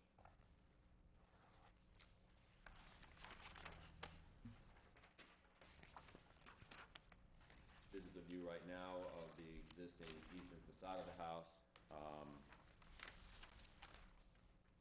In working with the siding of the addition, some of the elements of this house are being incorporated into the addition. However, the massing of the chimney itself will be taken down and the roof will be restored to its continuous hip roof on the east side of that property. This gate element here, which you saw if you visited the house, will remain because, again, that is screening the switchgear system that provides the electrical to the house. And then the 4 compressors that you saw spattered around the side of that house are going to be housed again into a HVAC pit on that front portion of the addition. In working with Mr. Smirsky's suggestions of trying to gain some space, we studied a couple of different areas where this addition could go. One reason why we didn't locate it out towards the front of the house and trying to tie it into the front of the facade is because we know that the house existing is above our bulk allowance, and we didn't want to create any more massing to the front facade of the house. We were trying to take the addition, bringing it back to the southern side of the house, therefore tucked away from the front, so as you're driving down Lock Lane, you still would only perceive the front 2 ends here of the house, and then this is a covered canopy that bridges between those 2 gable ends. The other reason for not setting this up or this addition up towards the front again is the moving of the switchgear of the house, and the relocation of the switchgear would be a very expensive procedure. The trees that we'll talk about in a little bit in this area would, because of the overdig and location, would not have been saved because we shifted the structure forward. So this was really more of an aesthetic decision to bring the addition back towards the rear of the house and to again, keep it set back from the front facade so it doesn't compete with the massing of the front of the house. Another location that we studied would be coming off the rear of the house, off the back side of the family room. However, with the glass conservatory here of the breakfast room that projects forward, that massing would be occurring right underneath this window here of the second floor bedroom.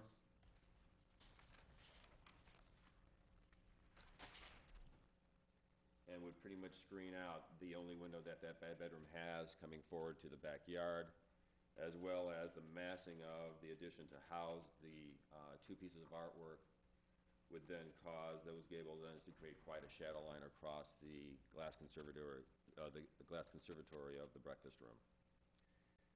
In your packet, it talks about if the addition was studied to be put on the back of the house, that there wouldn't be quite an extension of the house popping up out of the ground. However, that is incorrect. The massing of this addition coming to the rear of the yard would still, at its far corner here, project out of the ground 3 foot 10 inches because of the slope of the land and the pathway that leads from the main estate down to the tennis cottage and then out to the tennis court.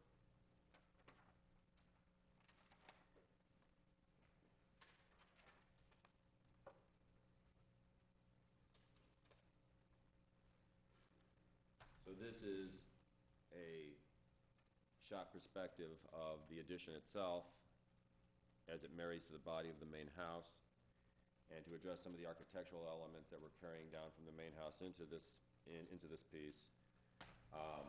The gable end up here will remain. Again, the chimney was being eliminated to the left of that structure. This is the projection where the artwork is going to be housed at either end of this small triangular cathedral space that runs through from north to south.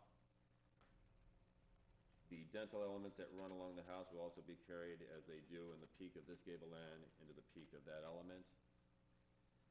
The lead-coated copper canopy, which covers the front entry of the house between these two elements, is carried through at the same plane on either side of this peak gable end.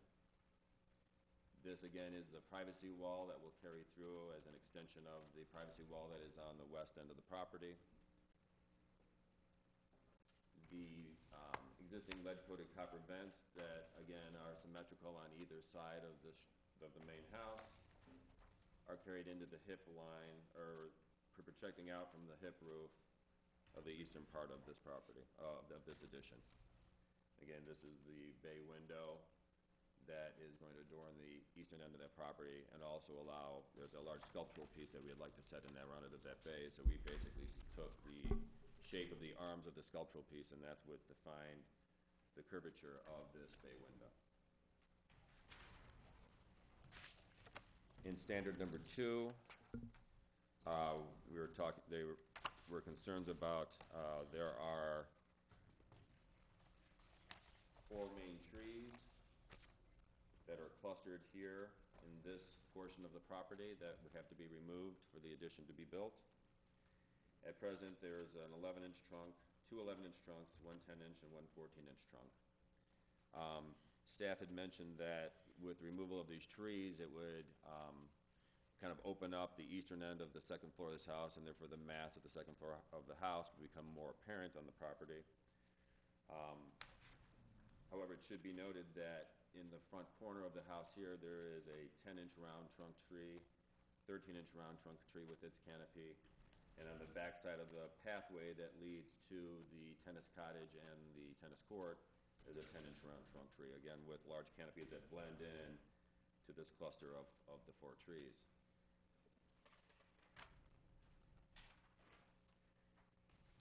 In view from Lock Lane is a circular driveway on the existing residence. And the site view down Lock Lane comes up, the property slopes up towards the plane of the land, which is the front of the house. And again, these are the 3 trees that we were just focusing on. But in addition to that, going down the property are 2 other large trees, 12-inch trunk, and 1 trunk that's 1 foot 6 inches in diameter. Again, large canopy of an oak tree. On the front entry of the, or I'm sorry, on the right-hand side of the driveway as you come in is another cluster of, again, 10 to 12 to 14-inch trunk oaks clustered in this area, as well as down along the parkway. We have 2 6-inch trees and then a 1-foot 6-inch tree that adorns that front corner of the driveway. This is kind of an overview of the site itself. As you can tell, it's very populated with numbers of different species of trees. Mr. Smirsky works hand in hand with Nels Johnson and Jackson Landscaping. They've been planning on the property for many years. We did additions in 2004 where we added a garage, resurfaced the tennis court, added the tennis cottage, and subsequently came through the backyard and replanted and reforested the whole back of this property, as well as continually planting in this front area here. Should be noted, because of the canopy and the maturity of the trees that exist on this property, and this would be Circle that comes along here, the addition itself and the height of the netting and structure that is around the tennis court, the addition will not be seen from Circle. As you come around on Lock Lane, this is where you will capture views of the addition. But again, the clear vista and shot of the addition is coming up this driveway where you pick up the front corner of the house and the addition itself. The only areas on the property where grass really germinates and grows well is in these back 2 spots here, which buddy up on either side of the pool and pool terrace. Again, if you've been to the house, this may have been apparent to you. Again, this is the cluster of trees in here, of the 4 trees that are going to be removed. But this is the trees in the foreground of the addition that are mature, that grow up along the front of the house, and as well as, I tried to capture this as best as I could on film for you, this tree in the back, which is going to be behind the addition, again, a mature oak, will balance the front and back. These are the 1, 2, 3, and then there's just, you catch the one that's right behind here, are the ones that are being removed. Regarding the issues of bulk, I want to clarify a few things. There are guidelines in the city of Lake Forest of how we calculate bulk, and bulk is a series of simplifications of being square footage of the house, as well as elements of the house that are as like dormers that are attached to the house, covered canopies on the rear of the house. Then also we have accessory structures, which would be detached garage, the tennis cottage, and then also landscape design elements on the property. This estate property has a large number of design elements that are scattered amongst the property itself. To look at the bulk of the addition, if we take in the first floor, second floor, third floor of the house, plus the square footage of the proposed addition, and add those up, our house is under the allowable for the bulk of the main residence by 478 square feet. When we start adding in the architectural elements,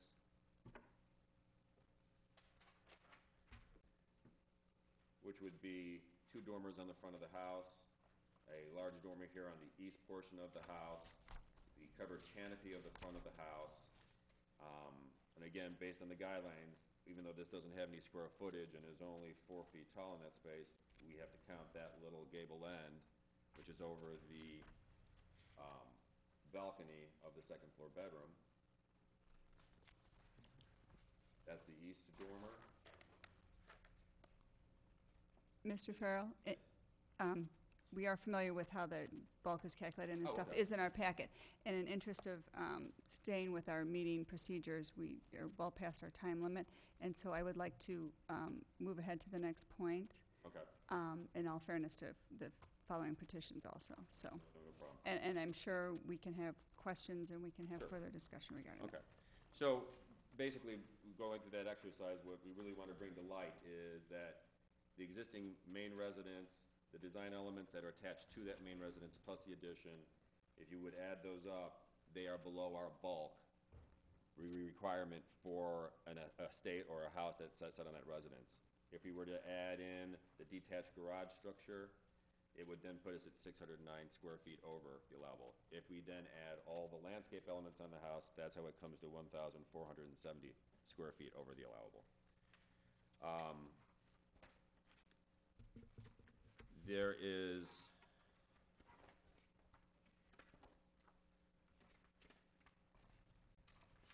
I was handed a packet earlier today of comments from neighbors, some correspondence, so I'd like to address that, because we were... I think we can, why don't we move ahead on our agenda? Okay. And then we can address that at a different point in our agenda. Okay, very well. Thank you so much. At this point, we'll have staff present their report. Thank you, sir. Thank you, Chairman. I'll keep my comments relatively brief. I mainly want to touch on building scale variances in general. In the past, the board certainly has granted building scale variances, but primarily for projects that are modest in scale, that are not visible from the street, that really allow modification to improve functionality of a home in a manner that doesn't overbuild a property or present additional mass towards the public view. I think in this case, there is a lot of building going on this property. The lot is actually a double lot, so it's starting off as a larger lot with a larger allowable square footage. The existing structure and the accessory structures on the property do exceed the allowable square footage for the property.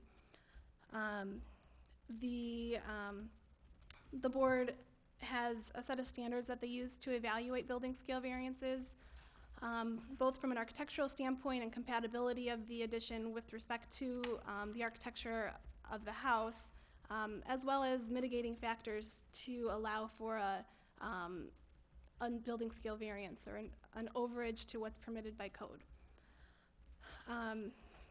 That being said, because of the amount of building that's on this property, because of the visibility of the addition, because of the loss of several large trees that really do serve to soften views of that area of the property, and that the mass of the two-story house that exists on the property, we're not prepared to recommend approval of this project this evening.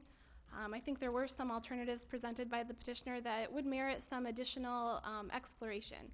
Certainly there were some comments about how the addition as currently designed doesn't work in other locations on the house, but there could be a different design that could be studied or evaluated that isn't visible from the street, that still accommodates an expansion of the footprint to accommodate the need of the homeowner, but better meets the standards in the building scale ordinance. So at this point, we're recommending continuation to allow further exploration of that alternative or another alternative that the board suggests. There are also two other options for board action this evening. One is simply to deny the request based on this project not meeting the standards for a building scale variance. Those findings are presented to you in your staff report. Or a third option, if after your discussion and deliberation, this project as submitted or with minor modification does meet the standards in your mind, we can certainly work with the chairman to prepare findings in support of this project. So I'd be happy to answer any questions that you have. Thank you, Megan. This time we'll take it to the board for any questions or clarifications to staff or to the petitioner. Staff, does the tennis courts count toward bulk?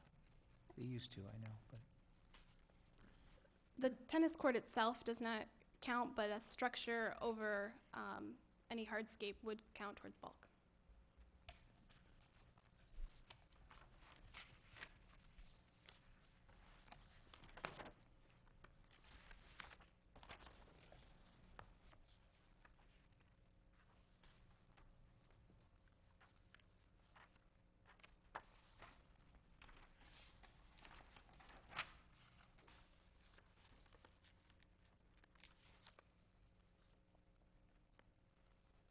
I have a question to the petitioner.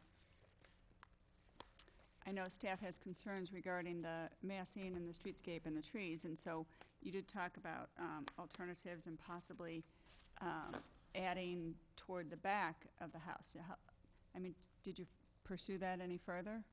Well, we did. We studied the location to the back of the house, and again, at present, as we show there, in order to connect to the existing living room that is there, any massing that comes off the back is gonna shadow out the glass conservatory of the breakfast room, and also truncate the pathways and the stone terraces that are present on the back of the house that lead down to the tennis cottage and then out to the tennis court.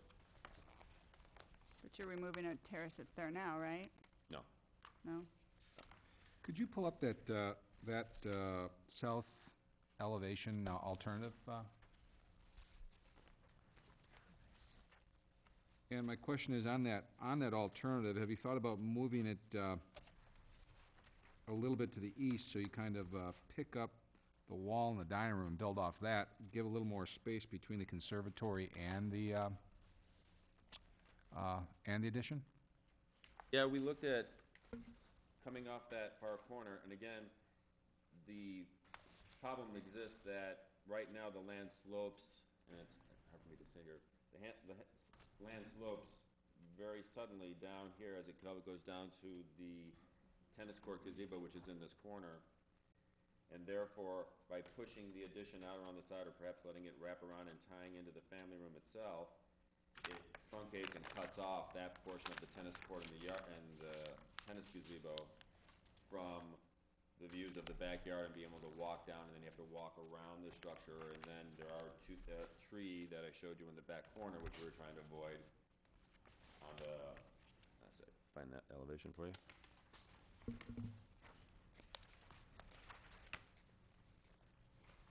It would be this tree right in here would be compromised. But you'd save the 3 other trees if you did that?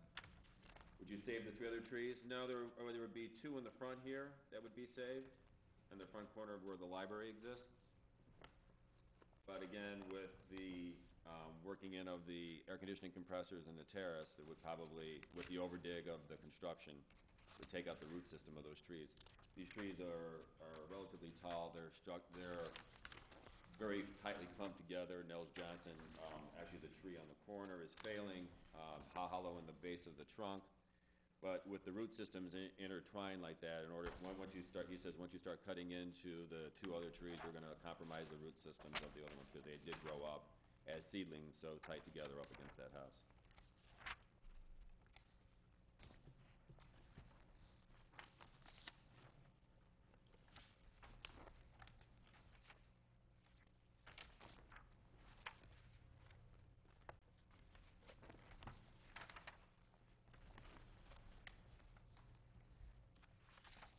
I have there- a question, oh, I'm sorry. Is there a finished basement in the house? Yes, there is. Full basement? Full basement. I have a question for staff. It's been mentioned that there's been other additions to the property fairly recently. Was it over bulk even when those were added? I believe the additions were constructed prior to the current building scale ordinance. That's correct. And in addition, the eastern part of the house was in touch with, that was the electrical services, the HVAC services, water services that fed the house, and my client stayed in that eastern part of the house during the full house reconstruction. Okay.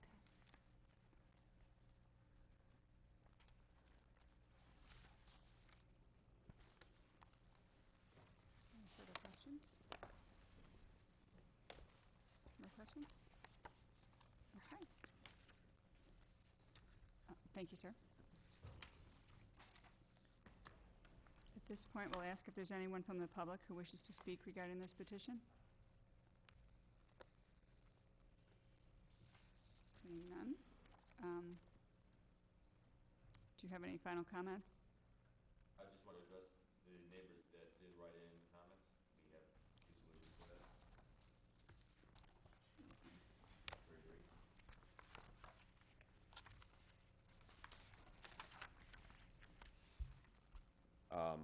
There's a letter here from Mr. Dieters, who's located directly across the street from where the addition is going to be built. They're in support of the addition.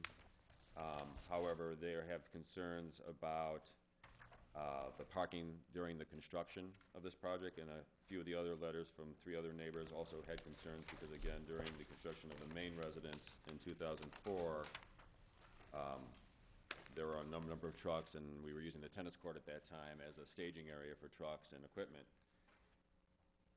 For this addition, on the southeast corner of the house, pushed back as far as you can put it, this will be a material area.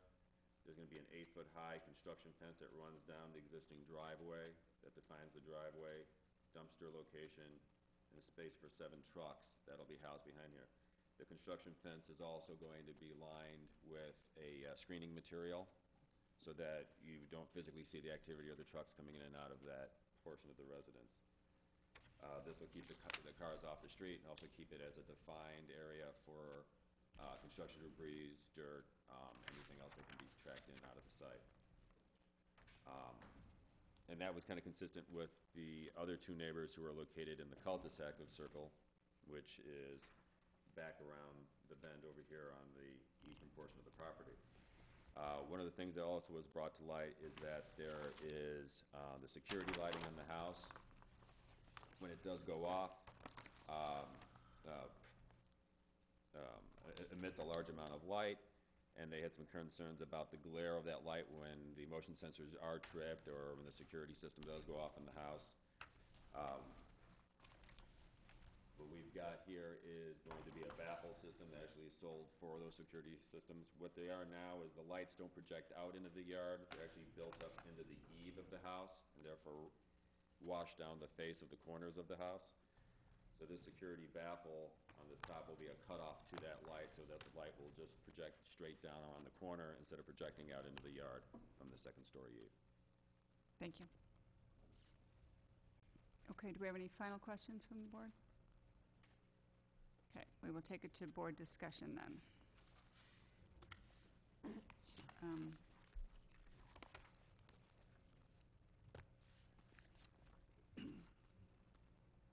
Who would like to begin? Clearly, we have comments from staff regarding concerns on this meeting all the standards. And then, in addition to that, I know Mr. Farrell had commented on the correspondence, but 2 of the correspondence letters did have questioning the bulk altogether. Yeah, and I don't know how that parking arrangement would ever work through a construction process. I mean, if you've got 6 cars parked behind the one that's closest to the building, I mean, these guys are coming and going randomly. You're not gonna get everybody to move their car out of the way. They're gonna leave them on the street. I just don't think that's logical to show us that. I have questions on the bulk itself. It's a massive variance. I also think that the positioning of the front facade, I think the main dwelling really, just hulks over this addition, and I can't support as it is shown right now. I don't think it's appropriate from that front facade. I think staff brought up a number of key issues in regards to the bulk, and I think they're important, and I also feel strongly that it's something that we should pay special attention to. It's a huge overage, and if that was something that we would approve, I would also question just the design of the addition. To me, it seems very complicated. And if it were to happen, it would need a simpler, more submissive massing to the main house. But right now, I think staff has brought up so many issues about the overage and the bulk that I would find it difficult to approve. I agree, and I think that in the past, when we've approved bulk overages, we've been able to, like we're supposed to, is use the standards and allow and have something that we say the standards are met regarding this. This is very difficult on so many of these levels. And the one that always concerns me is the streetscape, the massing as seen from the street, which is why I brought up the question earlier about the consideration in the rear, which is, as Megan pointed out, maybe it could be continued to have them, do that consideration if they're willing to do that. It's just a huge massing, and I think those trees that are coming down do matter, and it's a huge massing from the streetscape, and it's a large structure with a lot going on in that neighborhood already. Yeah, and it's not so much that the massing of the addition is huge. It's a very, I think you used the word complicated, contrived, or it's a very busy version of the details than the language that are on this larger home. And the larger home is very pure. It's symmetrical to either side, and it has its design purity that is now looks like you're sticking a little miniature version of the bigger house off to the side, and to me it just doesn't work. And I agree with all staff's comments as far as the trees. I see the word in here, substantial and important trees. They are. They're all. It's a nice clump of oak that have a nice youth and vibrancy to them that helps the scale of that long two-story wall. And I don't agree that sticking this architectural element off to the side is the answer to cutting those trees down. I agree with everything my fellow commissioners have said. I think it's a very busy lot to begin with, and to add a busy overbulk wing onto the house, I think is inappropriate, and I cannot support it. Well, I agree, and I think Megan summed it up very nicely. In cases where we have granted a building scale variance, the additions have been modest, not visible, doesn't overbuild, add more mass and loss of trees, and I think that this isn't going to achieve that. Maybe there is a solution that you could do it, exploring something that addresses those things, and then maybe that's something that would be worthy of consideration. Right, I think that maybe there is a possibility to give them an option to look at some other placements of an addition that that might be for consideration, because then you can possibly look at the standards and think that some are met. Because, it's mitigating the view from the streetscape, it's the trees, it's the massing, so there might be standards that are met, even though it would be over bulk at that point still.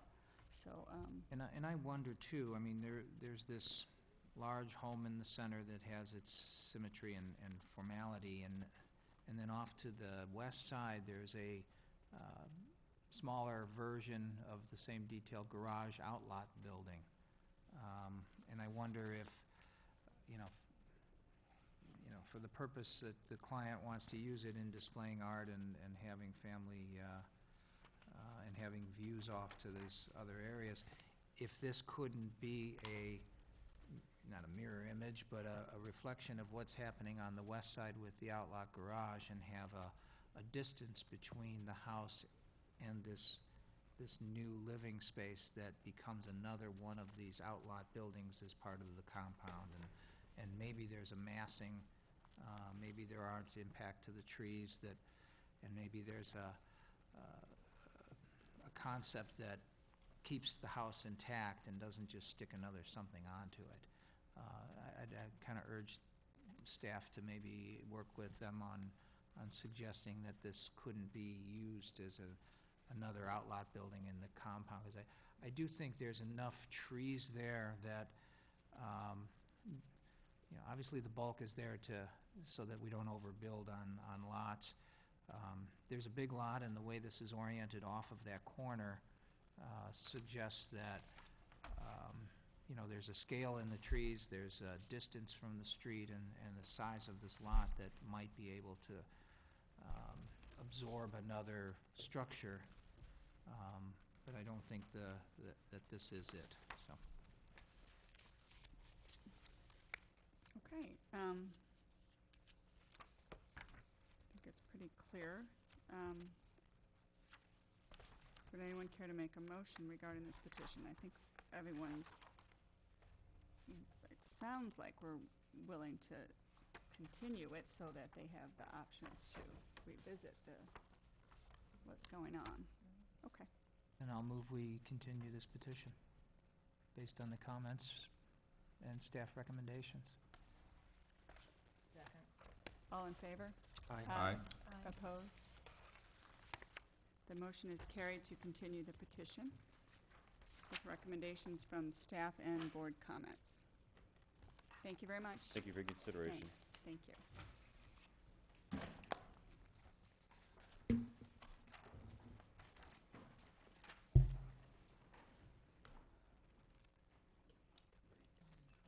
Yeah. I think we're going to take a 5-minute break right here.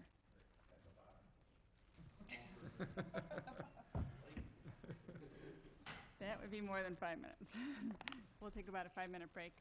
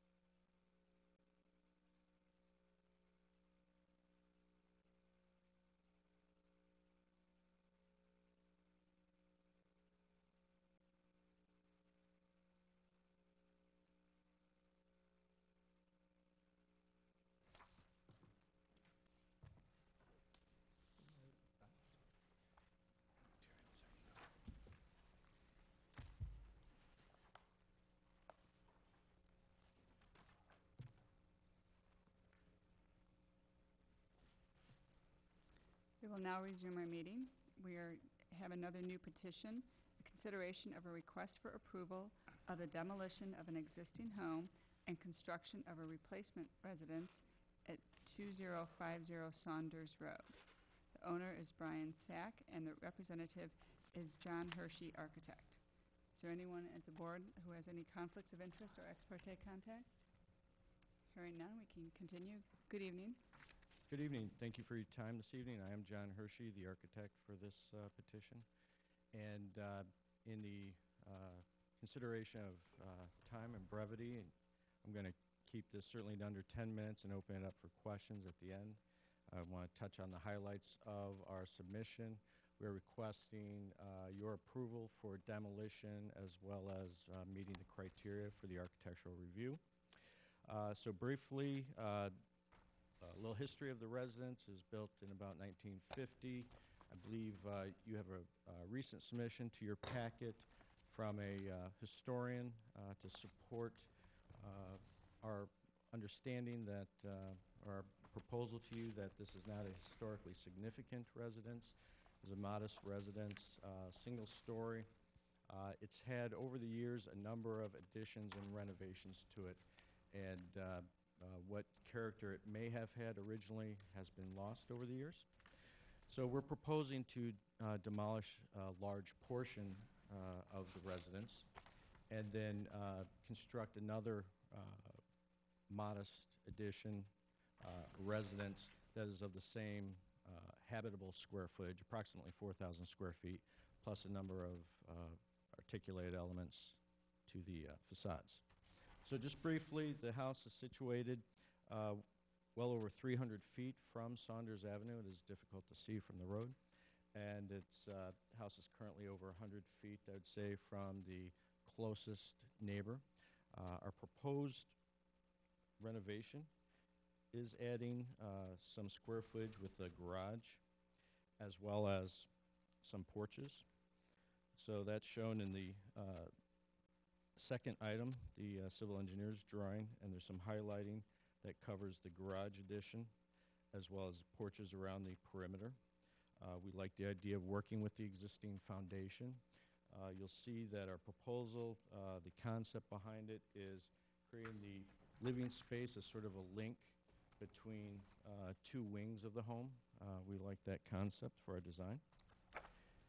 The current residence is a little awkward in the current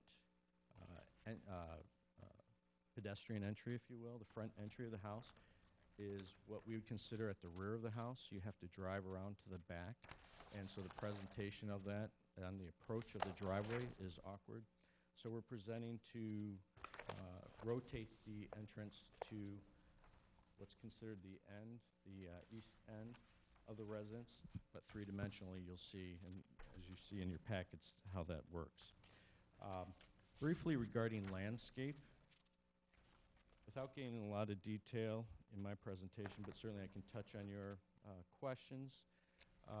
My client has met a number of times, in addition to our arborist, with the city arborist, and what we'd like to present with regards to landscaping for your approval tonight is slightly different than our submission. So for me to be clear about that, we're proposing removal at this time of only one tree, which is in the south porch, actually the southwest corner of the porch, which falls directly in our construction, and the tree is not in good shape as it stands, and no other tree removal.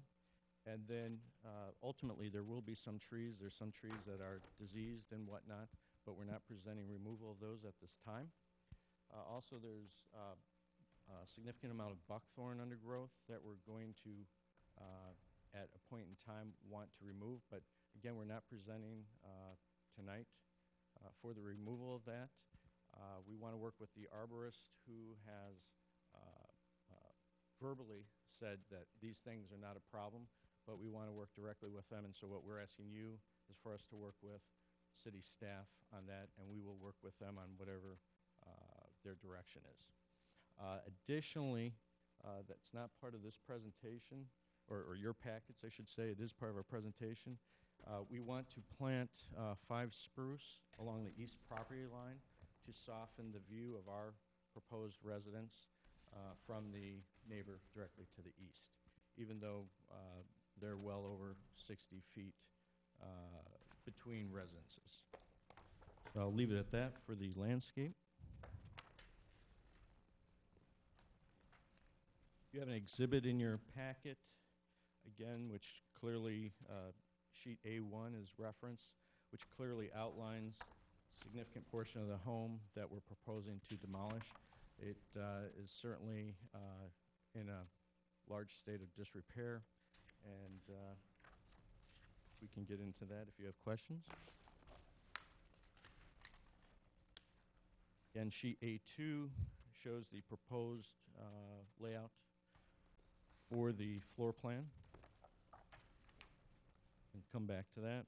A3 for the roof plan, we're proposing that all the roof pitches would be 712, with the exception of over center portion of the screened enclosure along the south, which we've reduced that scale to a 412 pitch. We think the scale of that works very well at the lower roof line of the renovation.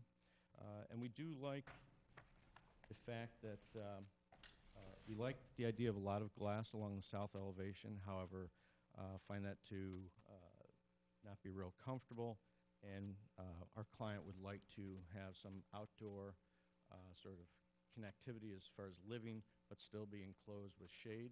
So we're proposing a very simple screened enclosure that runs along the entire south length of the residence, which you see in the elevations in your packet, which we'll get to. So briefly, the east elevation now becomes our main entry for guests. The new garage addition is oriented to the east as well, and the drive approach is simplified rather than wrapping around half of the residence. We're proposing single overhead garage doors. They would be custom made, the wood cladding. Majority of the residence would be stone clad. The stone color and layering is shown in this mock-up we have in front of you. I will add that in our submittal packet, we talk about a thin stone.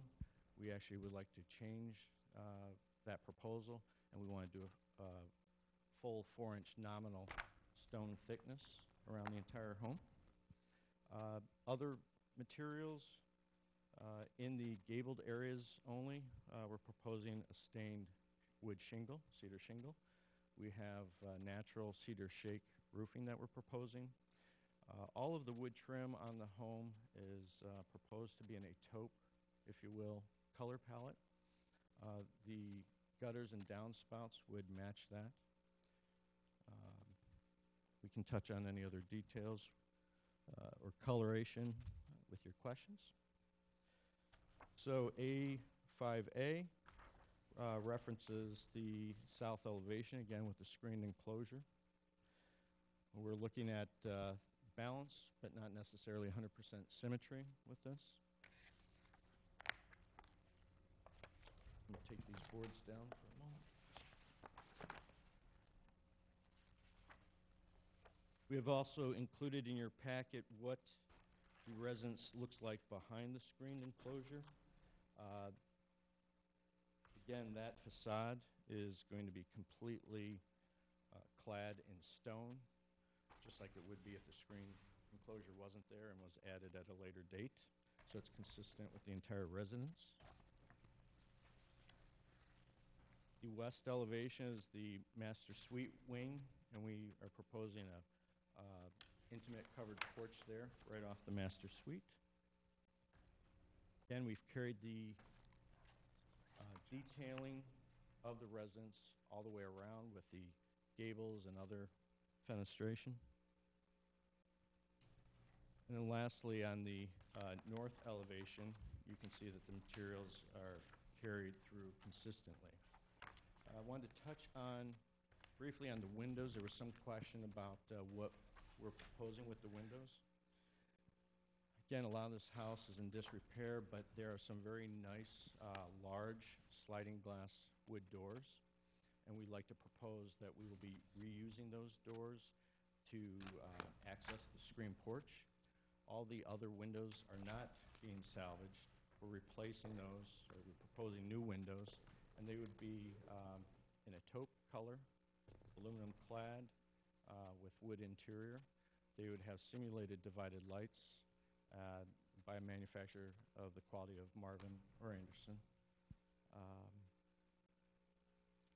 One other thing I didn't touch on, but at the gables, we're proposing again in a corresponding color, standing seam metal roofing pre-finished at those projections. So I will leave it at that and certainly open it to any questions that you might have. Thank you. Thank you. Thank you for staying within the time limit for us. At this point, we will have staff present their report. Thank you, Chairman. Just a brief history on some construction activity that's going on the site. When you visited the property, you may have noticed that it's not the typical property that you usually visit before a board meeting. When staff was first approached with this project, it was for a complete interior remodel.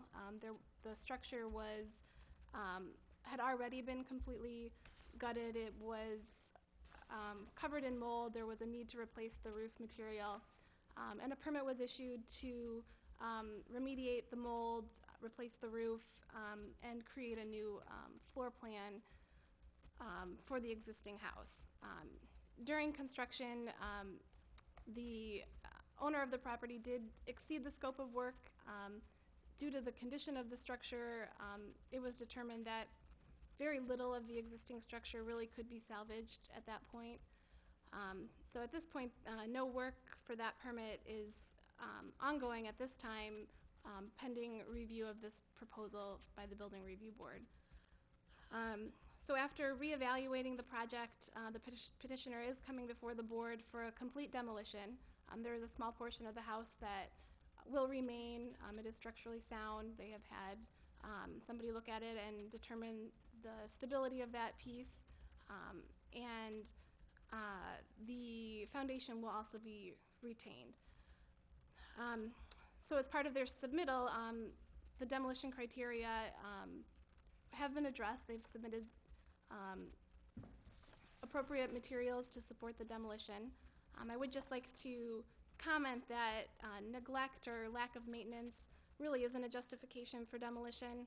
I think in this case, the material that has been submitted in support of the demolition does address the criteria. With respect to the replacement structure, they're really maintaining that intent to reuse the existing structure or renovate the existing structure with some minor additions and alterations to bring more of a presence to the structure as you approach from the driveway, and bring some different materials to the site. I'm pleased to hear that the petitioner is planning to work with the city arborist. They have been having ongoing discussions about the landscaping, the amount of removals, areas where some additional screening could really benefit adjacent neighbors. But given the size of the lot, there is a lot of vegetation on this lot. The home is not visible from the street. It is pretty secluded on the lot. So I think there is some flexibility, but the city arborist is going to continue to work with the petitioner on that one. I'd be happy to answer any questions that you have, but those are my comments at this time. Thank you, Megan. We'll take it to the board for any questions or clarifications to the staff or the petitioner.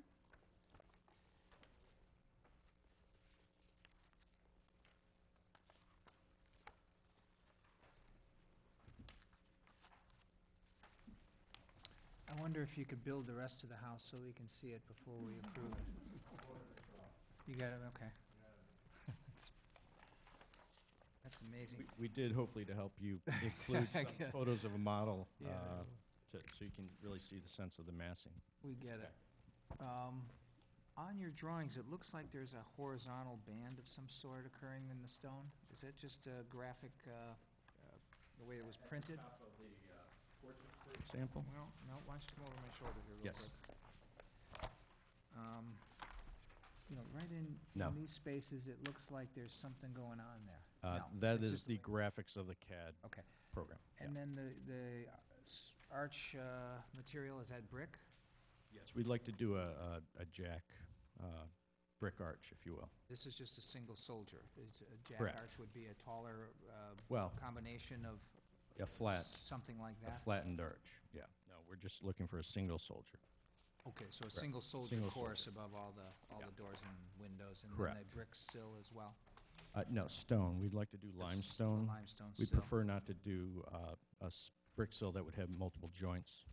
And then what is this material that I'm looking at on this elevation? Is that rail, or is that a knee wall with We have it, vertical? we have it shown as a vertical stained cedar. Okay. We are, we're certainly open for your thoughts on that because we've gone back and forth between stone and the lighter material. John, could you please reference the drawing that you're, and the item you're referring to, so we have it? for Well, the- the south elevation has Okay. has this knee wall. Correct. Material That's below the fine. screen. And what is the question specifically again? What was that? The material. Okay. We have it shown as a vertical stained cedar. But we are certainly open to stone, as I was just mentioning. Those are my only questions. What architectural style is this? We would consider it a shingle. Okay. And are you guys using the exact footprint foundation that's existing? For the habitable space, correct. And then the addition, or the garage is an addition, and then only the porches are additions to add some articulation to the residence. And does it have a basement foundation, or is it? The portion that we're proposing to keep has a basement. The rest of it is slab on grade. And then the architectural element on the two roofs, kind of the cupolas, if you will. Cupolas. Could you talk about what materials those are going to be used on Yes, those? so they would be clad in a cedar shingle as well to match the gables. And then all the other trim work would be cedar. And those would be completely functioning vents for the roof. And the cap on top? The cap, we would, rather than do a copper or something like that and introduce another material, we'd prefer to use a pre-finished aluminum that matches the other metalwork on the residence. Keep it more of a modest palette, if you will. The porch element on the south elevation is quite long. Was there any thought of maybe, do you need that big a porch really? We did look at that. We've got the we've got the bedroom wing to the west. We have the living space. But we wanted just a really clean line. We thought that was a little choppy to do that. And really he created an outdoor living space that connects to all these areas without having to have them separated. So that was a definite item that we looked strongly at. Okay, thanks. Thank you.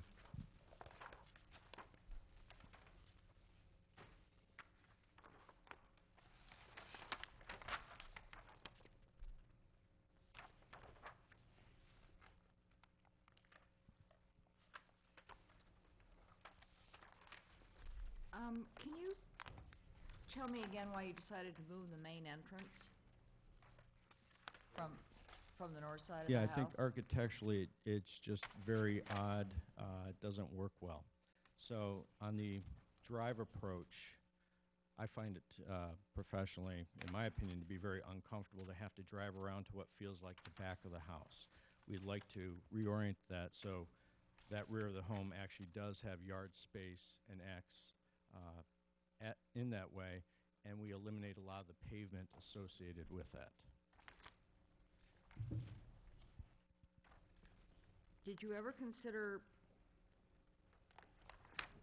making the front entrance on the south side of the house and screening in that rear, what would then be a courtyard? The old entrance? Oh, yes, we considered a number of options. What we really like that led us to this direction is it is a very secluded rural setting, if you will. on a 5-acre lot, heavily treed. We want to take advantage of the southern exposure with a lot of glass and not break that up with an entry and pathways and possibly, anything else that would break that up. We're trying to keep that a very simple, architecturally speaking, simple facade. Would there be concern that your porch would create a lot of shade and cut all that lovely southern light? Well, we'll cut a lot of the summer sun, which is what we're looking for. Certainly the lower winter sun and whatnot, it will not cut that out. The height of this is about 10 feet off the ground, so that will not be an issue. Certainly the screening will filter that light, but then of course we have the significant number of mature trees that do the same thing. What would you consider the front of the house? It depends in what respect. As far as from a approach consideration, it would be the east end, but obviously in relation to the street, which can't be seen from the residence, it's the south end. But because of the setting of the house, I think it's very important, because it's not oriented in a 90-degree fashion or parallel with any of the property lines, and it's situated more to take in the views and the sunlight as much as possible. I really think, and you can see in the photos of the model, it's really the southeast corner and the whole south and east sides that reads all together. So it's not just one elevation like it would be if it's on a narrow lot close to a street.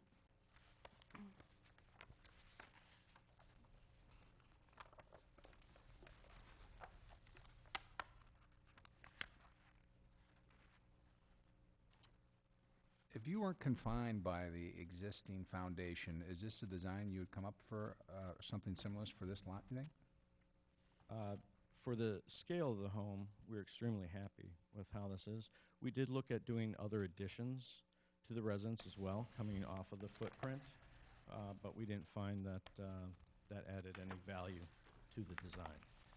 And we really like the, even though the current residence doesn't have it, we like linking the two wings. We find that to be a very strong design element. How long is that porch on the south elevation?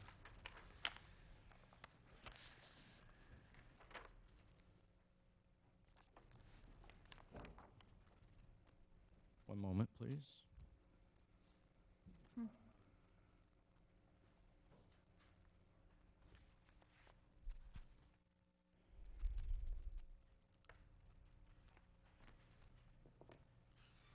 Yeah, that's correct. It's about 100 feet.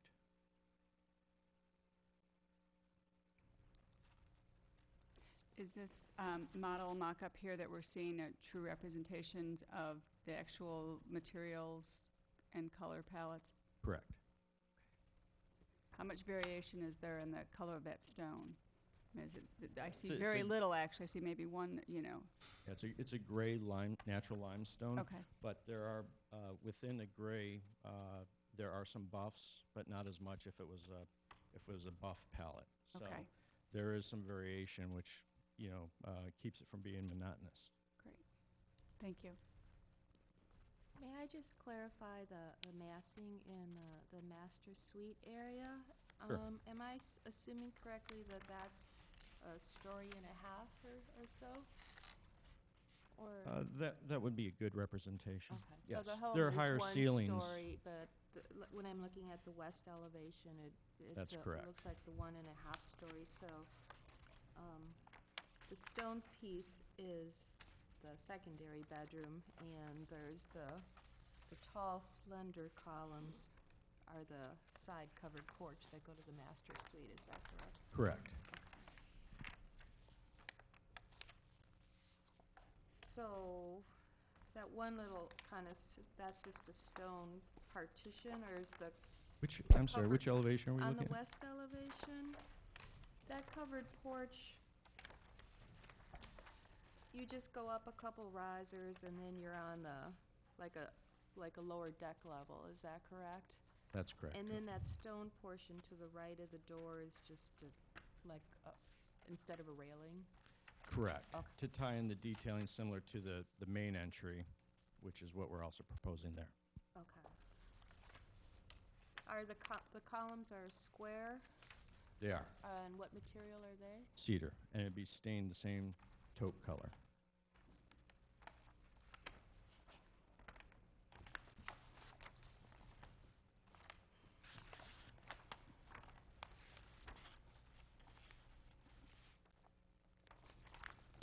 How wide are your garage doors? I'm sorry? How wide are the garage doors? The doors are 8 feet by 8 feet, and then there'd be a stained panel 8 feet? above it to create the arch appearance.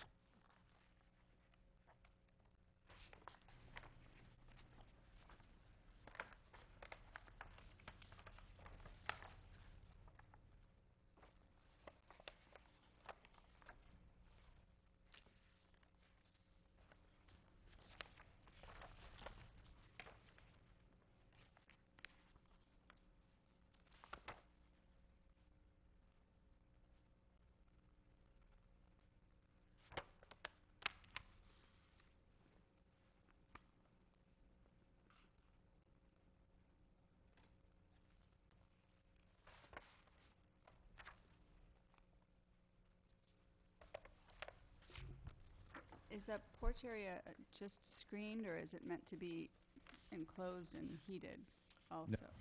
Just screened. Okay. It would never be enclosed.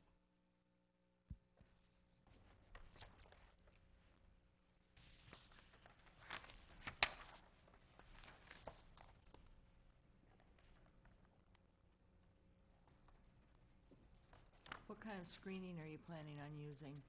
Copper screening or vinyl or It'd be a fabric mesh. fabric mesh? Mm-hmm.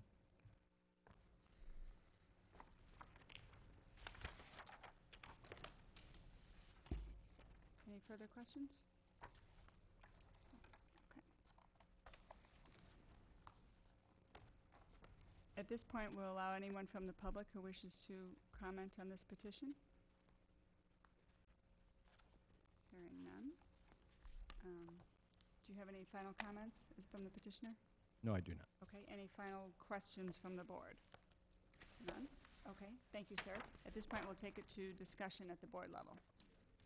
That would be fine, thank you. Unless it's too awkward for you to move around out there. Oh, that's fine, thank you.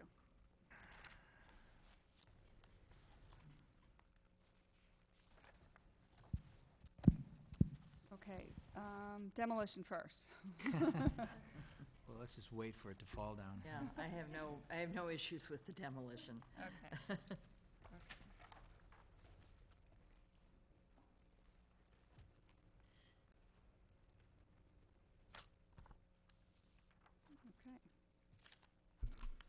Any comments?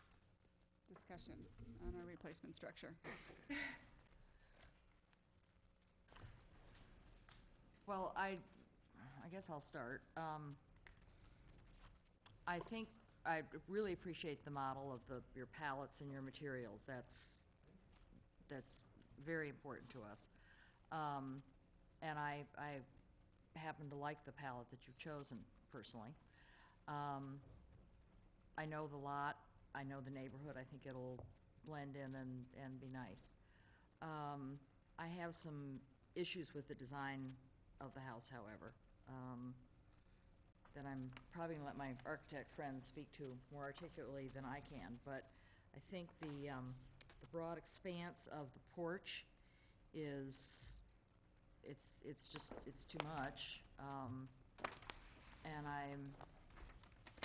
I understand your reasoning for putting the main entrance at the southeast corner. But I think with all the garage doors right near there, it takes the importance of the front entrance away. I have some design issues. I agree. Those are the big issues I had. The site's great. It's a beautiful site. The materials you picked are very nice. Just the basic design elements that all the facades, I think you had a great question, Mike. Where's the front entrance? And I think, again, my question, if you didn't have to use the existing foundation, I don't know if you come up with this design, and, clearly something similar maybe, but I think there's more you can do with this house, and I just think that screen element and just the massing, one long run here, it just doesn't look appropriate. Even given the site and the secludedness of the site, I think there's a lot more that can be done to this house and make it pop. I'll be the counterpoint to that. I can't find too much to pick and suggest it isn't right for this lot. I mean, if it were somewhere else, I'd say, yeah, it's might be something wrong, but to me, it captures the character of that lot in that it's just sort of a rambling ranch. And I think the porch, the large porch and that kind of thing, I mean, this is bringing the outside in, and I think the more statement that makes, I can appreciate it. And the only detail thing, I mean, it's a nice representation of what's going to be out there. Thank you for doing that. I would like to see, since it is a horizontal building with more or less one eave line, I'd like to see that eave line accentuated beyond what frieze board I see there, and like to see something that's really beefy under that frieze board to make a kind of a unifying element and a strong concept to that horizontal thing. But I like it. I just I think it's strong statements, and it's simple. It's low. It doesn't offend me at all. I gotta disagree with some of the other comments on that. I'm really having trouble getting my head around this whole concept of what happened with this house. It seems something was ill-conceived by maybe more than one person, and it's a shame we got to this point to where now you've got lumber laying out there getting destroyed. I mean, there's stacks of plywood there that I would urge you to probably get rid of before you put them up, because they might be introducing mold into the inside of the wall. And I'd ask the building department to make sure that if that lumber is damaged by being exposed to the elements,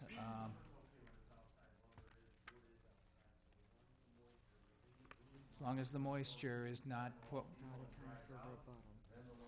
Yeah. Right, but somebody ran, full speed into a train wreck here, and I'm sorry for that happening, but, and I certainly don't want to be stalling this process right now, especially waiting for. Right now, it's cold and dry. Soon it's going to be pouring rain in spring, and then I don't know what. But I think it's ill-conceived. I think, and I don't know about saving much of your foundations. I see that you've built substantially over what might be the basement. I think when you start to demolish and really explore what foundation you have in that slab, what you might find is a turned-down slab that's not below frost. I don't know. Okay. Excuse me, I'm going to interrupt. We're at the point of board discussion, and although it seems like he's addressing you, which he is on that, we're going to wait for any rebuttal comments, because I need to stick to our formal agenda. Thank you. I'd like and I understand that, if you weren't saving a little bit of foundation, would the building take this shape? And I'm always somebody that says, what you're saving here is going to end up costing you more in the long run, so you may as well knock it down a bit. But, as far as bringing the entry in, as far as the entry being a very subtle, hard to find, hey, I think there's something neat about the subtlety of your entry, and I like how you know, how the overall composition is. You know, there's a logic to it. I do like it, and I can support it.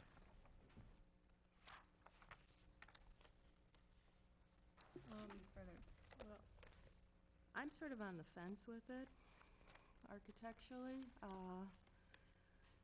I understand, you know, what some of the other board members were saying. To me, I kind of struggle. I'm not sure what style it is. It seems kind of Kind of colonial revival Asplerian sort with of, shingles, yeah. you know, estate or something like that. And I like the simplicity of some of the roof forms. I admit that. I think, you know, the rear of it actually forms, there's a nice courtyard element to it. I think those forms speak to me. I like the materials are very nice, high quality, especially now that you're going towards the 4-inch deep stone. I do struggle with the entry. I think coming around the east side with it next to the garage doors is a missed opportunity, you know, because you can somehow bring it into that courtyard or, so I struggle with it. I'm not opposed to it, but there's elements of it that I'm just not sure that are all there. The large screen porch in the front, to me, does not seem welcoming. It doesn't seem like a home. Okay. Well, these are big lots with a lot of brush and trees around them, so it's pretty secluded. And I think it, you know, the rambling ranch out there fits that area nicely. The one thing that I have a problem with more than anything is the entryway, because you do drive up to a 4-car garage, and then you have to try to find out where the front door is. And I think that is maybe a missed opportunity. That's the main issue I have with it. I agree. I think that is the one area that does give me concern, because I do like the porch, and I agree that I think it fits with the landscape. We're always about, you know, front-loading garages on our streetscapes and so forth, and so I think, you know, that's our mindset of your entryway and your garages, and now you're even physically close too. So maybe that's one element we can ask the petitioner to look at. The other, another thought I've just had by looking at it is when you have guests over, where are they going to park? And if somebody wants to leave before somebody else wants to leave, you've boxed them in with this long, narrow driveway, and I'm just wondering if you didn't want to put some, and I'm not a proponent for impervious surface, but I think you're looking for trouble with the configuration of that driveway and garage entrance.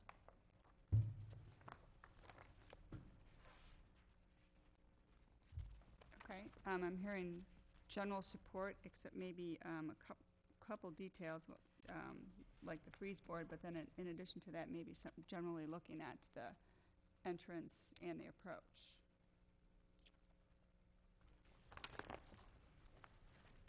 Does that well, I think summarize what I'm hearing here or in our discussions, or? Well, I think the entrance could be made more prominent, but it's pretty clear when you pull up this driveway, you know, where the door is. It's a short walk off to the sidewalk. And, yeah, I can appreciate if this house was on a formal street that, you know, had required an element of hierarchy, you know, to define the entrance instead of, you know, subtleties in how do I get into this house. I think it's pretty clear, and I think it's again, it's in this remote location that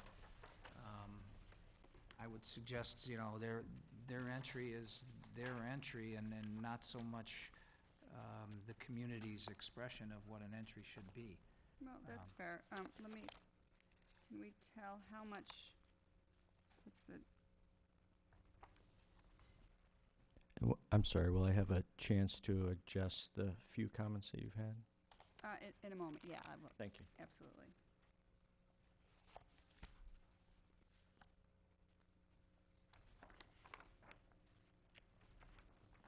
Yeah, I think, if we look at it, that's a pretty good distance, because it's the full depth of the garage until you get to the main door, so it's come on a completely different plane. Well, okay, let's continue the discussion then.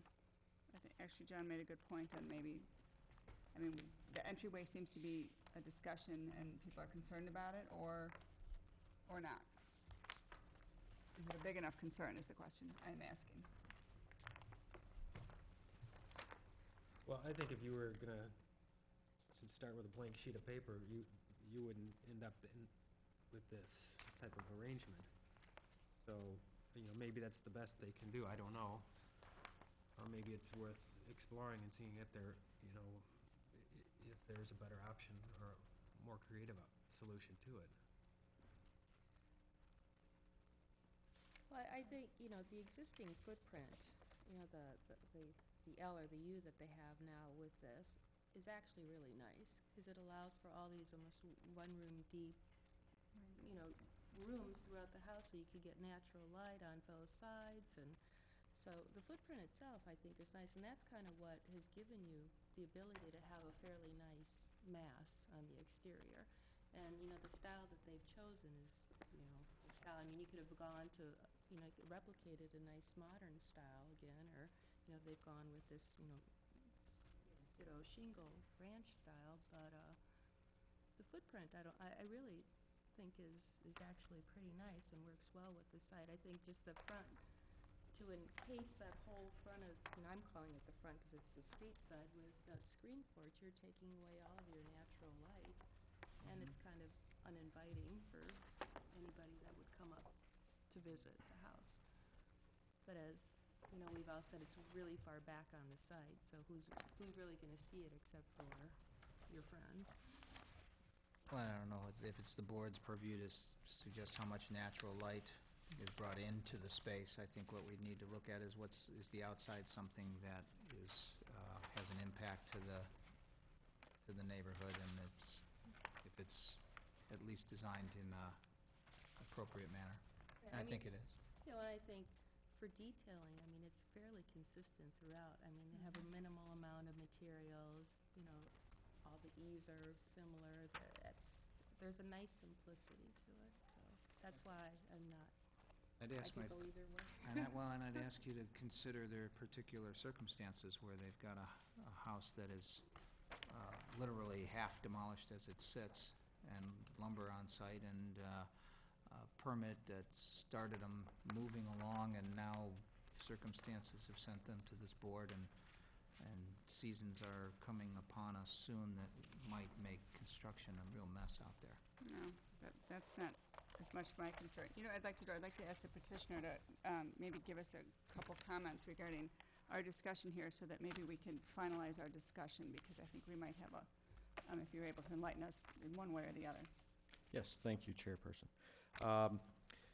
First, one of the first comments regarding the location of the entrance, certainly being around to the courtyard side, especially if you're on the fence, I'd strongly discourage that.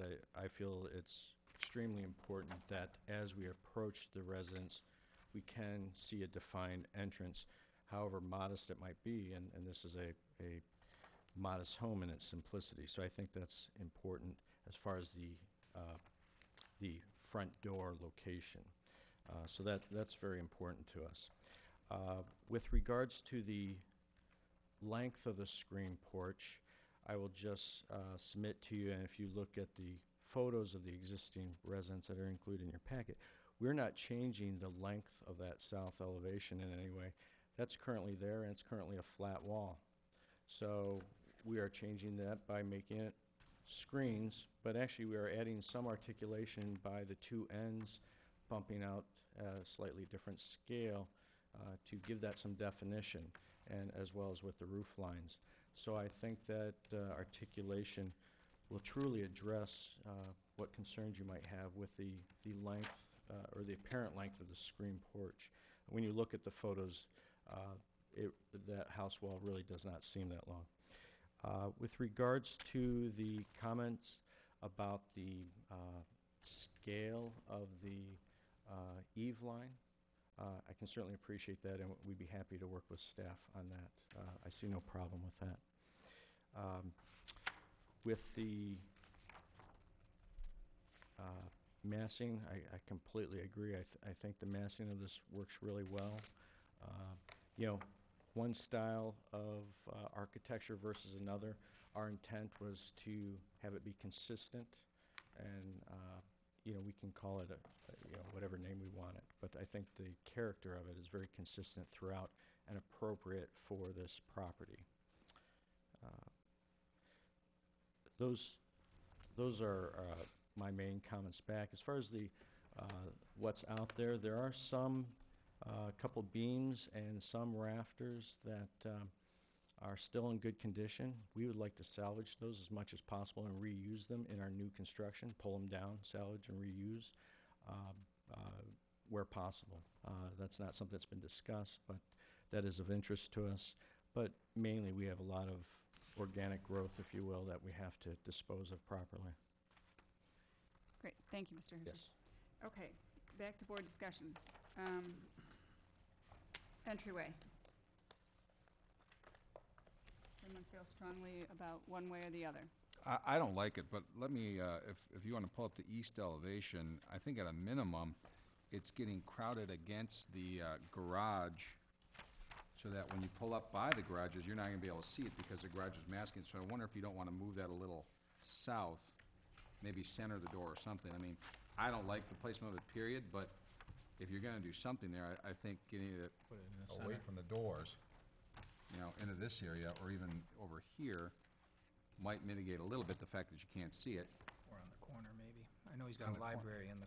I know he's got a study, but maybe a flip-flop to study in the front door. I don't know, but maybe that helps a little bit. I think that's a good suggestion. May I comment on that or add additional comment? Let us finish our board comments. And Okay, then we'll thank get you. into things. But I was going to suggest if the screens could be something that could be removed, and then that porch becomes a colonnade, an open-air colonnade. Mhm. Okay. Go ahead.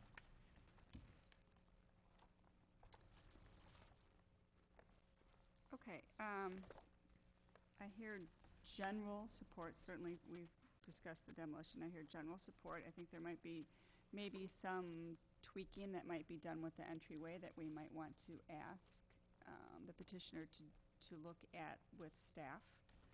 And based on that, I hear general support. So maybe that could be finalized with staff and reviewed and come back on consent? Or continue? What are we feeling? I'm not in support of I think the screen porch is just too long. And so I appreciate again, the materials and the overall design simplicity, but for me, the screen porch is it's just too long. So I would like to see that adjusted. I understand other people don't have as big a problem, but I will vote no. I like, I mean, if you do look at the original structure, it does have the same idea. It's just, it's I a long, understand. I don't like the single, it's a original long structure. facade. I And I just don't think- think it's, And I think it matches the, I personally think it matches the landscape of the area. You're in a rural type area, and I think that really, I think it matches it well. I agree with that, and I think if it could be an open air for, well, you're going to want to take the screens down when they serve no purpose anyhow, so I think it might be an attractive colonnade, open air space that lets you then see the, you know, the window arrangement that's beyond, and I think it does, it's a design that reflects its appreciation to the beauty of that lot. Do we have any other major concerns on the porch? I just want to be sure we're giving clear direction to the petitioner in our discussions, and then obviously what action we take. Well, personally, I cannot support it as presented because of both the main entrance and the porch. I'd be willing to continue it, but I cannot support it as presented tonight.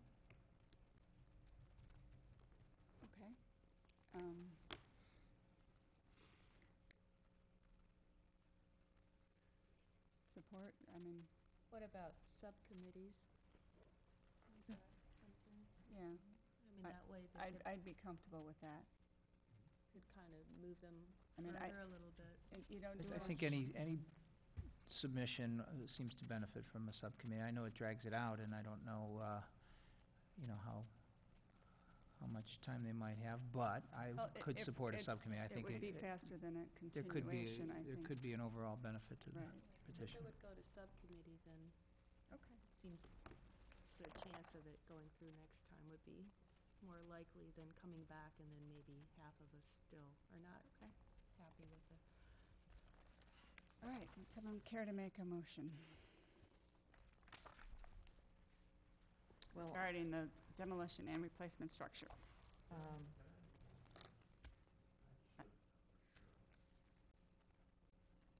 I think we're, yeah, go ahead. Please use the microphone, sir.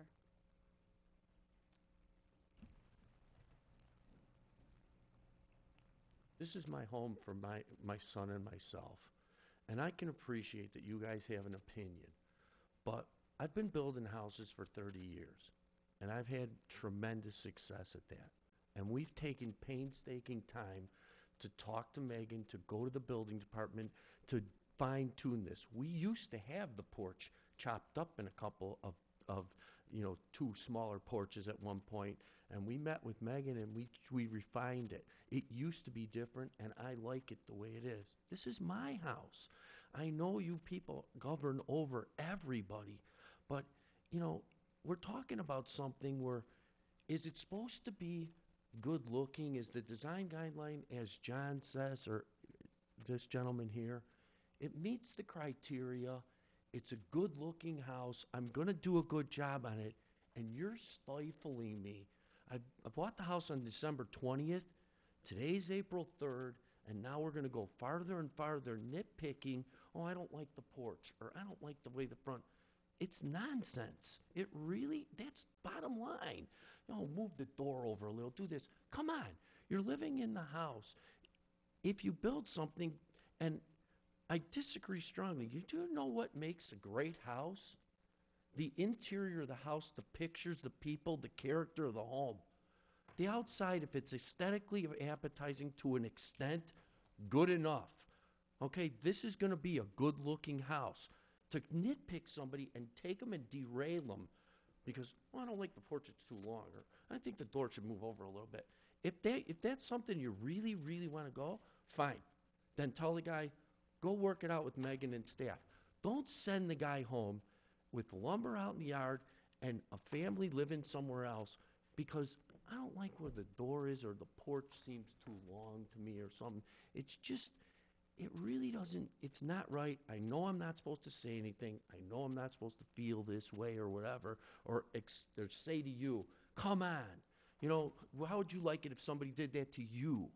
Okay? And the fact of the matter is, some of the best things I've ever built, I'm a rehabber. I rehab low-income housing in the city of Chicago, and I save 100% of my stuff. I save all of it. And no, the footprint's not always perfect, but some of those products have been spectacular, and it's a good thing.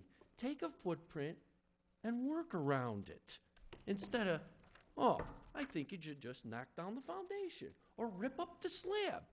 No problem. Use your melon. Make something work like we did. This is a good house. This lays out good.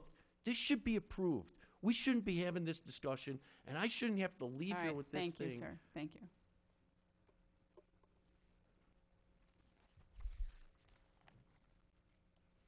Okay. Do I hear a motion regarding this petition?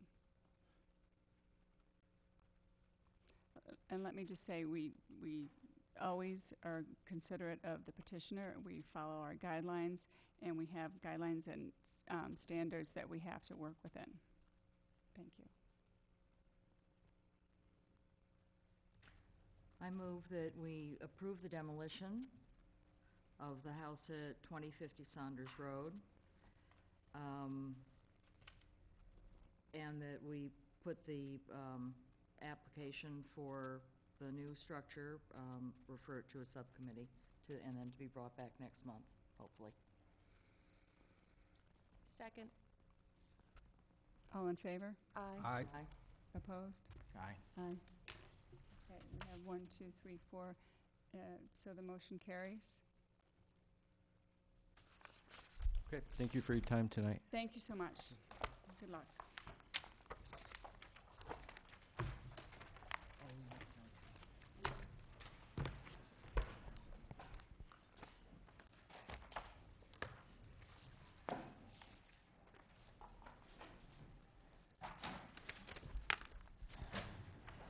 The next item on our agenda is consideration of a request for...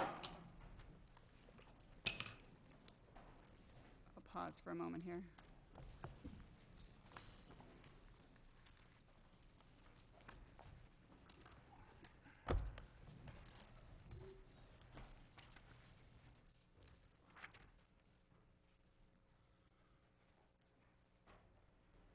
All right, well, people are getting set up. I will continue. Thank you. Next item, consideration of request for approval of new elevations and exterior materials for previously approved duplex residences at Willow Lake, a development in progress near Conway Park. Willow Lake is accessed from Field Court and is located north of the Brunswick Office Building and east of the Lake Forest Graduate School. The owner is Wells Fargo Wholesale Banking Commercial, John Bartolucci, and the developer is Todd Fishbein, Red Seal Development, Representative Douglas Buster, BSB Design.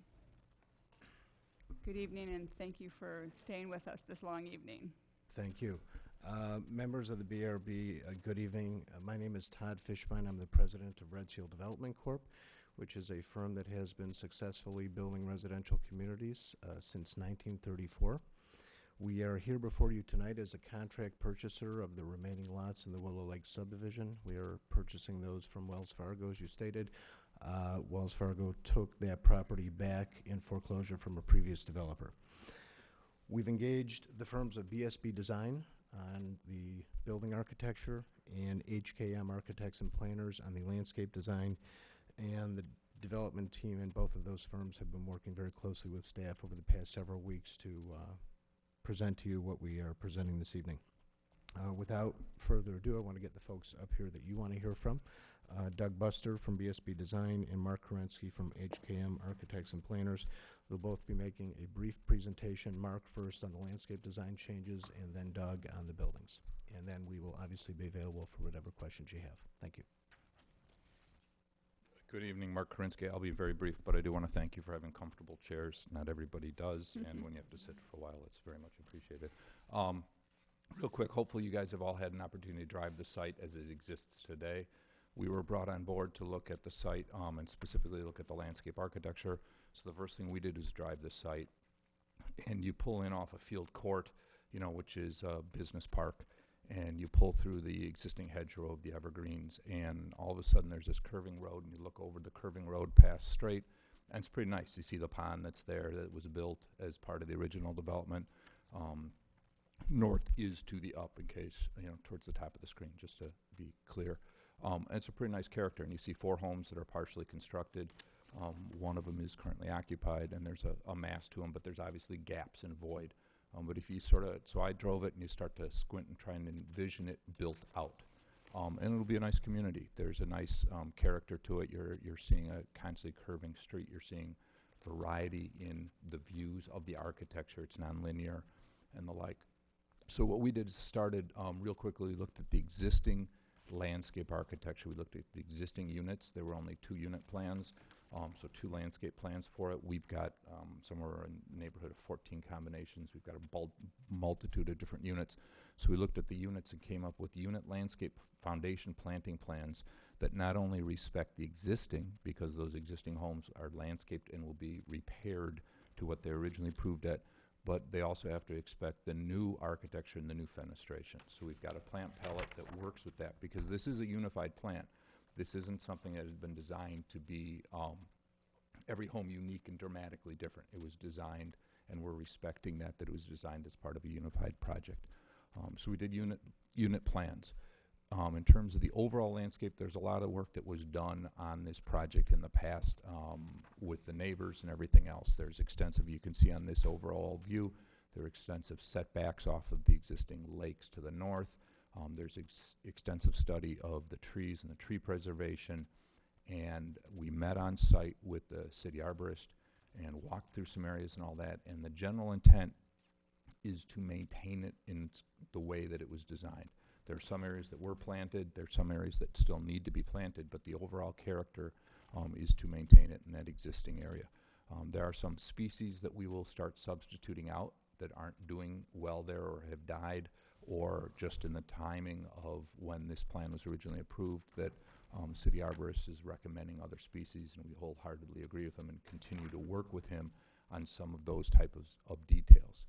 I'm almost done because I think we need to spend the bulk of the time on where the most of the changes in the work were. The one thing that we are recommending here is, let's see if I can, is this area right here.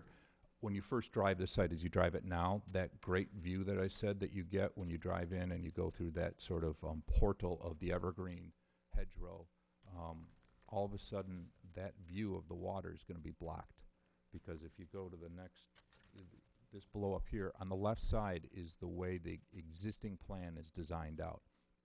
So on the left, that is one of the future buildings. So that open view that you have now of the lake and the water is actually going to be somebody's private backyard. And that patio on that drawing right there is only about 30, 32 feet away from the road, and the building's about 35 feet away. So we looked at it and said the plan feels really nice. There's this nice character that's being created. We don't want to do anything that's going to be a negatively impact that. But we looked and said this is an opportunity that we really want to push and take that existing structure and push it to the east about 50 feet. So what that does by pushing it 50 feet, and you can see that on the right side of the screen, is it makes a dramatic difference. Not only for the person that's going to live there, because now their patio is somewhere around 85 feet from the curb, so we've got room for them to have a real backyard and real privacy, but it's going to make a huge difference for everybody who visits the site, whether you're the resident who's going there in and out on a daily basis, whether you're a guest or whatever. But now everybody will have, and it sets the whole tone for their whole living experience as they're driving in, and you're going to be able to still see that curving road, but just like your eye does now, it's going to go straight over a common landscape area. It would be landscaped and maintained by the association, not somebody's side yard, but it's a common landscape area. So, sorry, talking fast and trying to cover the bases, but I really want to get Doug Buster up here and really talk about the improvements on the architecture. Thanks. Thank you.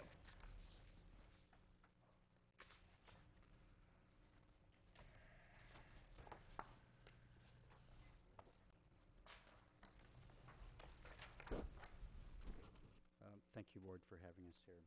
I've actually been in Lake Forest most of the day. My daughter-in-law had a baby at the hospital here just a couple hours ago. So it's been a long day in Lake Forest. But what I wanted to talk about tonight was particularly what we have strived very hard working with staff over the last several months. Our Director of Design is taking great efforts to try to work with staff to get their input to come here successfully to make this failed project a success for the community. And what I want to stress is that we changed things. We hope for the better, but we also kept a lot of things, we hope, because there were some good things already out there. The detailing that was there, we strive to keep a great deal of that and to carry it all the way around the entire side of the building. I'm going to try to use my little pointer here. Obviously, we're talking duplexes. These are not large custom homes. The original duplexes were a pair of 4,500, total 9,000 square feet, quite large and bulky buildings. There are only 2 model types and only 2 building types in the original assemblies. So we thought that the potential monotony of trying to repeat that could be a failure and unsuccessful. As I get into the presentation, There's 50 pages, I think, in your packet. There's no way I can go through that in the allotted time. So I'm going to deal with about 2 pages of detail, 2 pages of combinations, 1 duplex combination, and then if you want me to continue, I can, but I'm assuming you're going to want to scrutinize where we're headed, so as you should. The first style that we're trying to keep, there was really no set style out there. What we saw when we went there was a column style that was a classic style, had a classic column, but the building itself was not a classical building. So as we worked with staff, the pitches were lowered to a more historical classic scale and pitch. The eaves on this particular column style were developed with a more traditional return eave eyebrow, classical eyebrow on the gable end. The heels were raised so that we could continue a continuous frieze board and keep the head of the window rather than letting the head of the window be interrupted by the frieze board. So we raised the heel. We went back to the 9-inch overhang, which was already on the existing buildings. We're trying to keep that. And so the banding around the windows that were already there, we are trying to keep and accomplish that same information. The fact that these are duplexes, 2 individual homes, we tried to keep the fact that the sense of entry, the sense of ownership, and the sense of the front door and the existing porches were individual home entries for 2 individual homeowners. What we tried to do is downscale that so that we weren't dealing with large overscaled entries for a now reduced scale building. The original buildings out there were very tall pitches and resulted in large flat roofs. We have redesigned those so there are no flat roofs on this upper story. And the fact that we've also changed the 2-unit types to 6-unit types, we've gone down in square footage to 2,500 and back up to 4,200, so we have a much larger variety for a variety of buyer profiles. And I think as we get into the duplexes combinations, you're going to see the sides are actually much shorter. Now, when we reduced the scale of the size of the unit, what we did was keep the width of the unit as wide as the original homes that were there, so that when we remass them, that scale will look and appear to be as the original buildings. The width of these homes are the same width as the original buildings, even though they're smaller in square footage. We think the advantage is going to be the side elevation is much shorter. The brackets on this particular style are part of the original design. We've carried that over. The typical windows are a classic 9/9 window pane, mutton style, so we've introduced that on the column style. The doors on the column style are square wood doors with glass panel, very simple wooden door, and then we've repeated the same round tapered classic column. Introduced the long horizontal porches that we feel are quite nice. And as we get into the combinations, I'm going to talk a little more about the door combinations. The other style that was out there, again, it was eclectic style. We're calling it the post style. The post style out there was a little reminiscent of Old English heavy timber detail, but it was not an Old English looking house. So what we kept was the Old English column and bracket. We're going to be using on all of these new homes cementuous siding. We are looking at vinyl-clad windows. I believe the report said aluminum-clad, but we are proposing a vinyl-clad window. We know that has a lot. The color doesn't change over a 20-year period, where aluminum will change. The vinyl stays consistent and solid, that we know, and it's over whether it's a Marvin or an Anderson. We're not committing at least that tonight to that, but it's a vinyl wood-clad window. The doors changed to an arched top. Again, a wood door with glass panel, but we've changed to an arched top. We've introduced a much larger heavy timber style bracket. We've changed the panels of the window to a 9/solid or a transom over 9/solid. So it's a little more cottagey, a little more rustic, but again, the scale together is quite complementary to the original scale. I might add that we have 4 massing models that are small enough that we can hand to the board and you can pass them, and we also have the actual real materials. And we brought those in either 1 packet or 4 packets that you can quickly carry, you can touch it and feel it. It's not put on a board that's hard to handle, so at your discretion, we can bring them up now. John, is that what you're suggesting? Okay.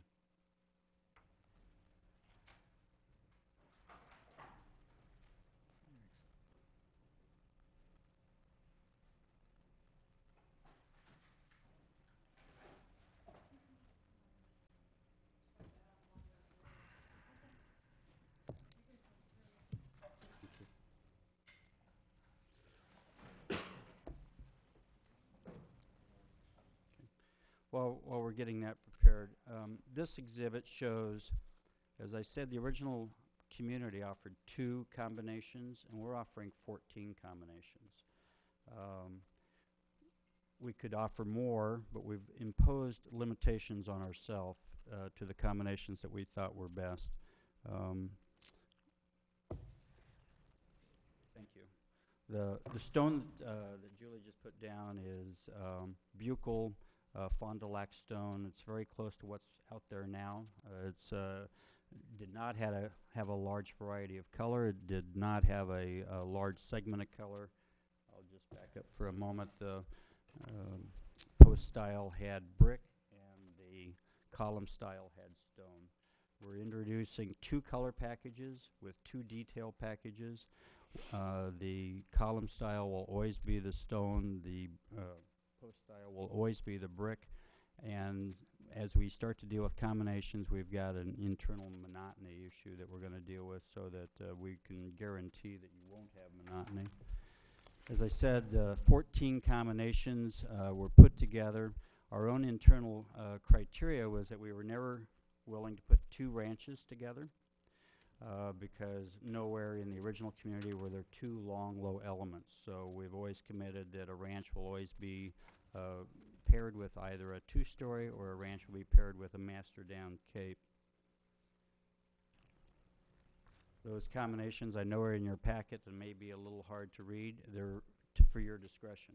We think that it's a good combination for variety because what we were really searching for was to eliminate any monotony, to offer potential buyers the opportunity to have variety, to introduce variety that never would have been there in the first community.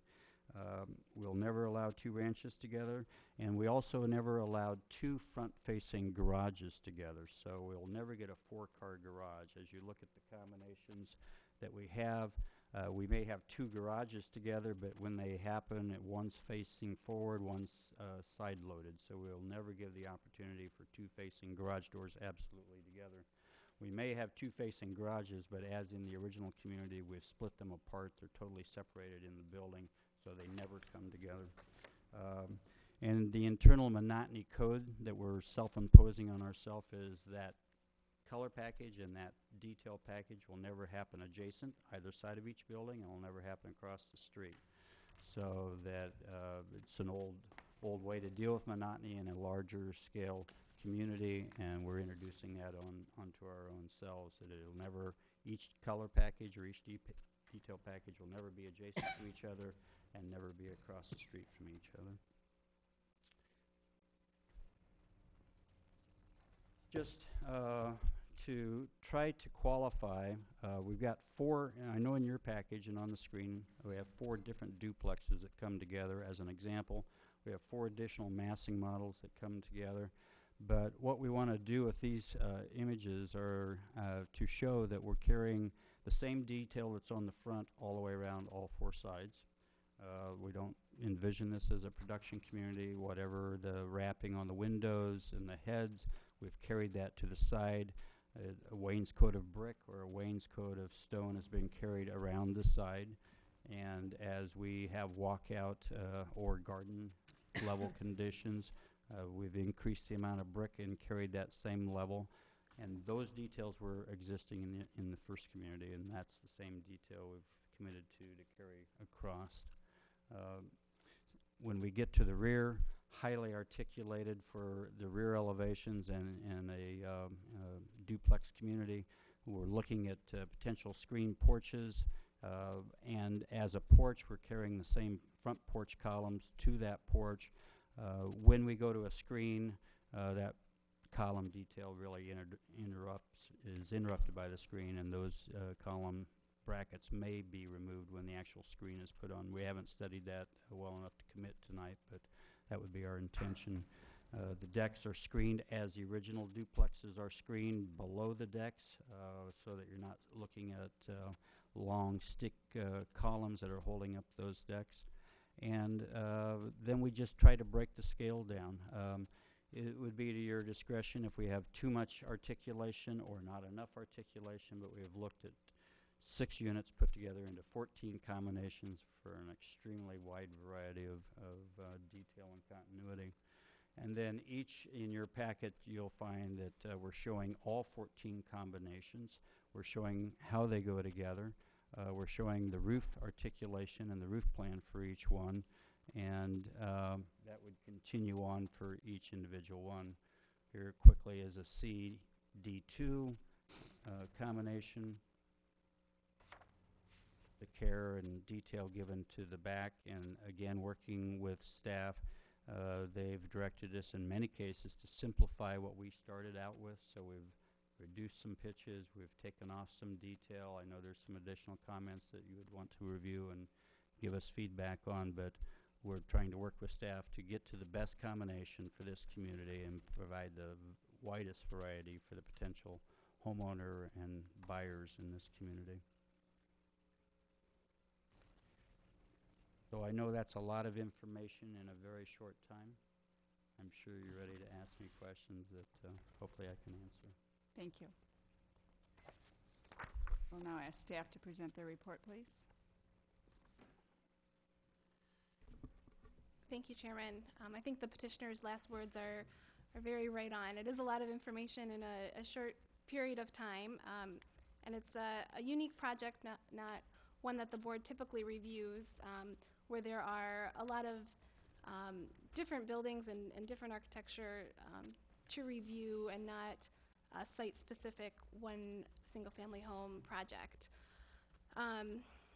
As was noted by the petitioner, the intent of this project is really to provide options to future home buyers for this development. The development was approved several years ago by the Plan Commission. The Building Review Board did establish some design criteria for the previous plan. The new developer has come forward and is proposing the drawings that are before you this evening in an effort to expand the variety, provide more options in terms of size, style, and massing to help move this development forward.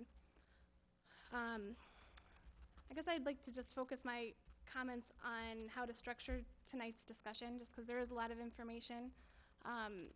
The staff recommendation in your packet was to provide some input and continue this matter for further discussion.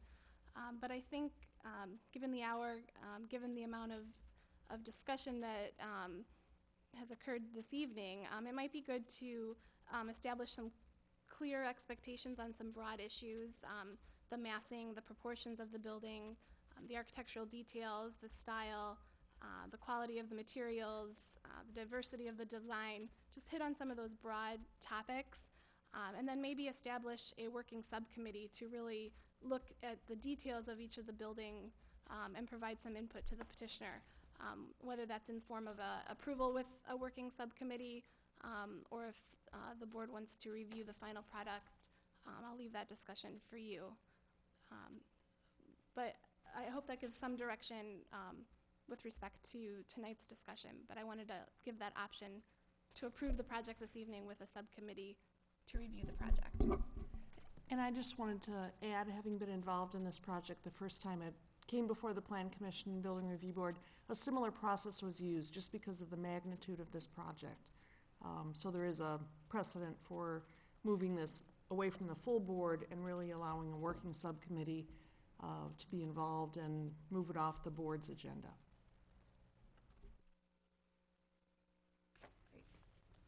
Thank you. That being said, I think that's a good direction. But I'd like to start with if we have any major questions that will lead us to staff or the petitioner, that will lead us to points for discussion for, heading toward the subcommittee. Are we just saying tonight that we're going to be voting to move this into a subcommittee because of the expanse of information that we're looking at and not have any kind of vote? Is that what I'm hearing? That's an option. Yeah, it's an option. Okay. And so to do that, we can all have, I'd like to formally go through the procedures and give everyone, the correct due process, but in a capacity that we know it's going to head to subcommittee if that's what we're feeling. And that way, if we have any major questions that we need to bring forward, then that's what we should do right now. Questions, and then the rest, and then I'll go through the other points, give people opportunities, and then we'll have the discussion of the items that, as Megan pointed out, the items we want to have, the details we want to have looked at. So, any major questions that we think we should ask right now? I had a couple. I noticed there's some sloping off the front to back. Is there any sloping of these units side to side? Or they got flat pad on the duplex? I think they've been flat padded because we have So a otherwise, it garage, really, yeah, to it the really front. changes your design and is there any possibility of doing, for instance, an A unit, an A sub 1 and an A sub 2, so that when we have A and A together, I don't know if you could pull that particular unit up, but that one in particular suggested to me, and if you could show the elevation on it, Doug. There it is. That one in particular looks like two A units stuck together, and I'm be concerned that there was either that was eliminated from the palette, or that there was an A sub 1 and an A sub 2 that didn't. Sub 2 meaning an alternate to An the alternate roof to or- that, sure. yeah. So that it didn't reveal itself as a mirror image as blatantly as that one does. And then I just had just a couple of thoughts on some detail or some lack thereof that might take it to a different level. I mean, certainly the massing and the windows and the wall planes and the fenestration and the gables and the roofs and all that, to me, in a knee-jerk reaction, worked just fine. I just wonder if there is a layer of detail that isn't here that should be, and I don't know if I'm suggesting that there is, but I just would suggest in subcommittee that we entertain another layer of detail and its appropriateness, but not suggesting it, but just look into it. Okay, no, that's fair. Okay, do we have any other questions at this moment? I have just a general question about the exterior materials. I noticed on site the stone base on those existing homes it's just applied, and then you just kind of have this piece hanging there. Is that the same? We're using a thin veneer real stone. It comes from buccal stone out of Fond du Lac, Wisconsin. It comes from the stone quarry, and they cut it thin. So it is the same kind of look that's out there right now. I mean, it looks applied. It doesn't look like it's a real foundation Okay. wall. Okay. It's the same stone, Okay. thin stone. And the siding's a hardy plank siding that, It's a cementuous siding, John, probably Certainteed. I think we have the real samples here. One thing we found with Certainteed is that actually the color palette is much better, and the less sheen, a little more historical color palette from Certainteed. If you look into that, I think you can agree or disagree, but we picked Certainteed for a variety of reasons. But it's cementuous, yes. And how many color choices of that are you offering? 2. Just the 2? Okay.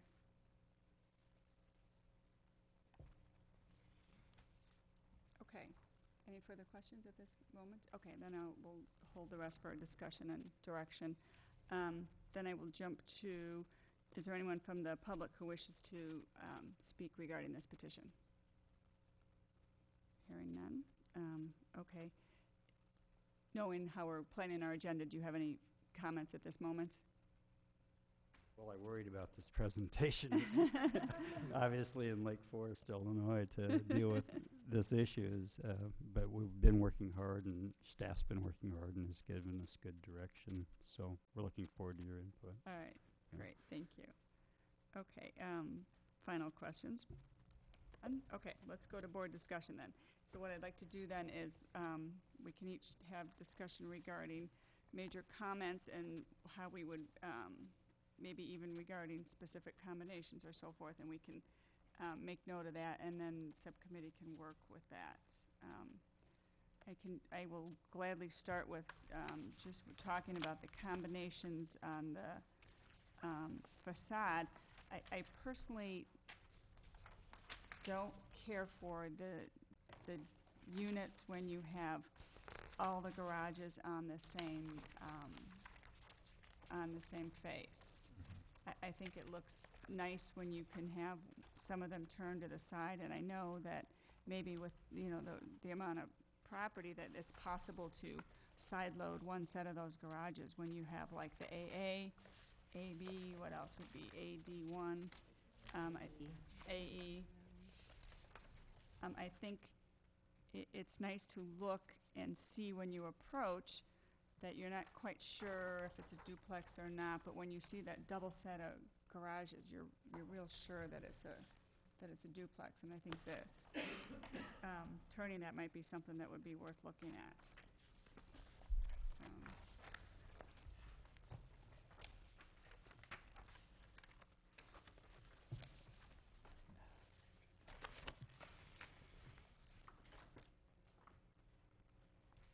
I'm not sure about the roof forms on like the CD1 also, so I think some of the roof forms are going to need some additional look at.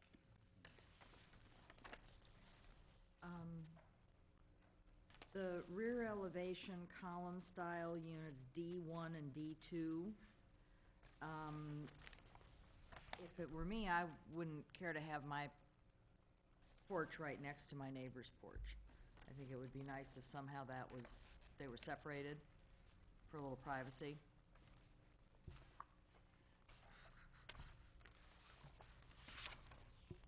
Yeah, especially when they're on the same plane. Yeah.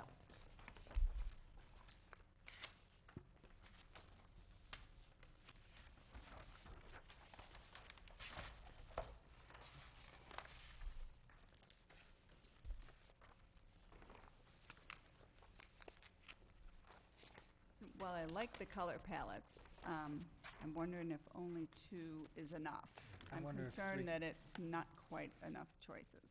Yep. So we might want to recommend a couple more in this. Yeah, I agree.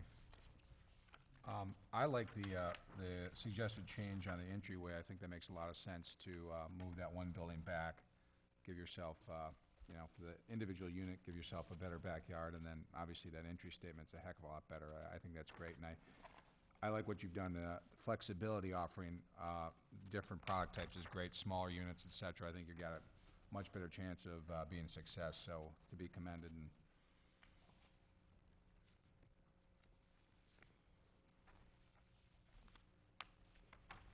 Doug, I wonder if you could talk a minute on that concept of having this many units offered from your past.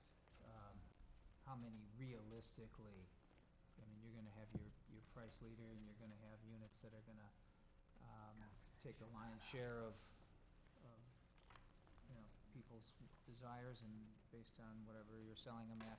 How do you turn up the volume on one unit because you're selling too many of them, and turn down at, I mean, is that a marketing strategy or a price point that allows you to make sure that there is a reasonable mix of buildings versus, you know, if you just sell it based on the market, you're going to end up selling your most marketable product in a lot of them, so. Good question. John, at least from, at least John's aware, we work around the country in large markets, multiple offices, and what we've found, particularly since the housing crash, is that everything was up for grabs on what it took to find the right product for the right market. We chose 6 because we wanted to introduce a ranch plan, a single level plan that wasn't offered in the community previously. And we thought that would attract certainly active adult empty nester couples that weren't being attracted to a 4,500 square foot two-story.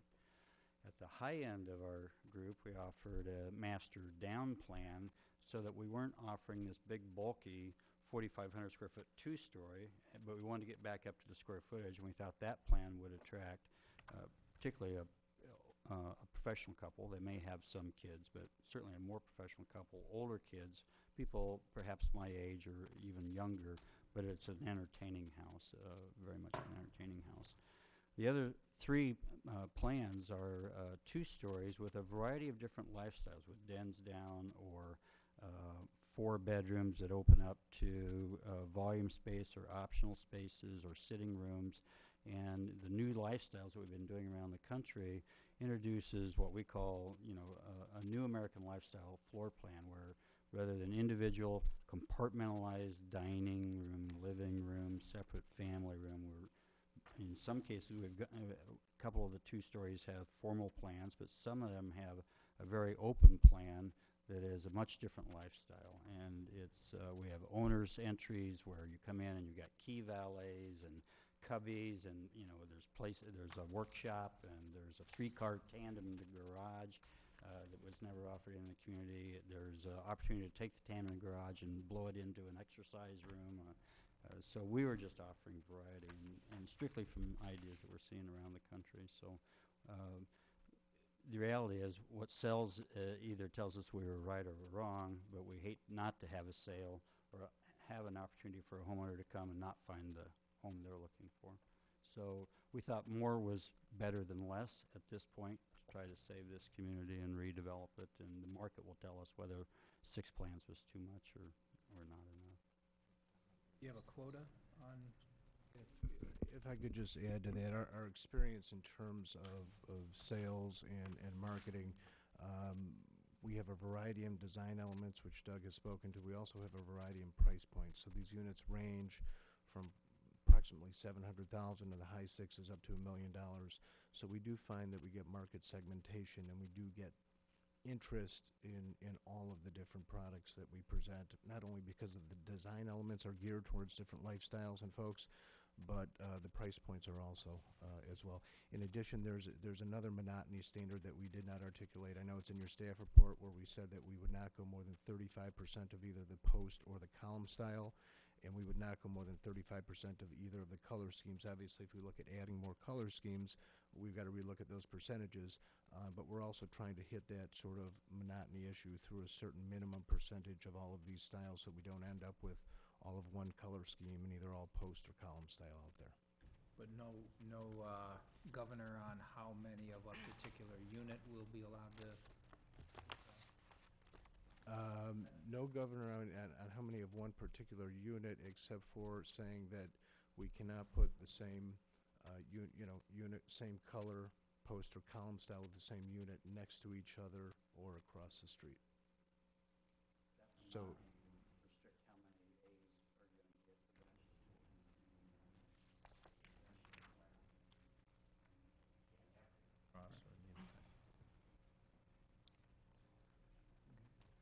Okay, let's come back to board discussion on items we want to look at then. For the project to go to subcommittee, I think it's important for the subcommittee members to look at each of these, 2 different styles. They have the column style, which is, kind of a classic colonial, and the post style, which seems almost Victorian Queen Anne-ish in a way. So, but I think it's important to take those styles and really make sure the detailing on each of them is specific to the style, and have the correct eave returns and the proportions, and detail the base and just get it right architecturally. So I think there's so many different combinations of these units that I would like the subcommittee really to make sure that all the stylistic details are true to the, even if it's kind of a new made-up style, the column style is really a colonial. So let's try to make it I look couldn't like. lie to you, it is kind of a made-up style, but we were dealing with what was there, and Right, but I mean, maybe, it becomes more of a true colonial with the true traditional details of a colonial, or, you know, real Queen Anne, you know, brackets or things like that, so. I think the subcommittee should also address exterior lighting on the units. And I think that, Styles of light fixtures, light shed, you know, these patios that were back to back or right next to each other. If there's lighting outside those patio doors, is it gonna shine into the neighbor's living room? Are the lights all gonna stay on outside like they do at like Forest Place, 24 hours a day? Or will the individual units be able to turn their lights on and off? Good question. You know, I think these are things that the subcommittee should look into. And, you know, I'm sorry, you know, the little massing models were great. It was really fantastic to see them, and even holding them in your hand and looking at them. You could see on some, they were appealing because there was like a simplicity of the massing to them. You got it, and it made a lot of sense, where at others, you know, they almost seemed too complicated. And so yeah, that was a great tool, and it really did, you know, the subcommittee, I think they just need to look at the simplicity of the massing and every combination, because that's where it might fail on a few combinations. Right, each combination. And, you know, as the architect mentioned, you know, they're two units, so we want, you know, when somebody's looking at it, you want to know where's the front door right away. That has to be really distinct, and you want to know, okay, how are you characterizing your home from your neighbor? You know, is there something that's saying, okay, well, my part of the building is, you know, this side with the gable over it or such. So it would be nice to have everybody have a great entry, not just, oh, my door is the one next to the garage door, because that looks like a side door then, so. But it's a lot of work. I mean, you guys have put a lot of hours into it, I'm sure, so.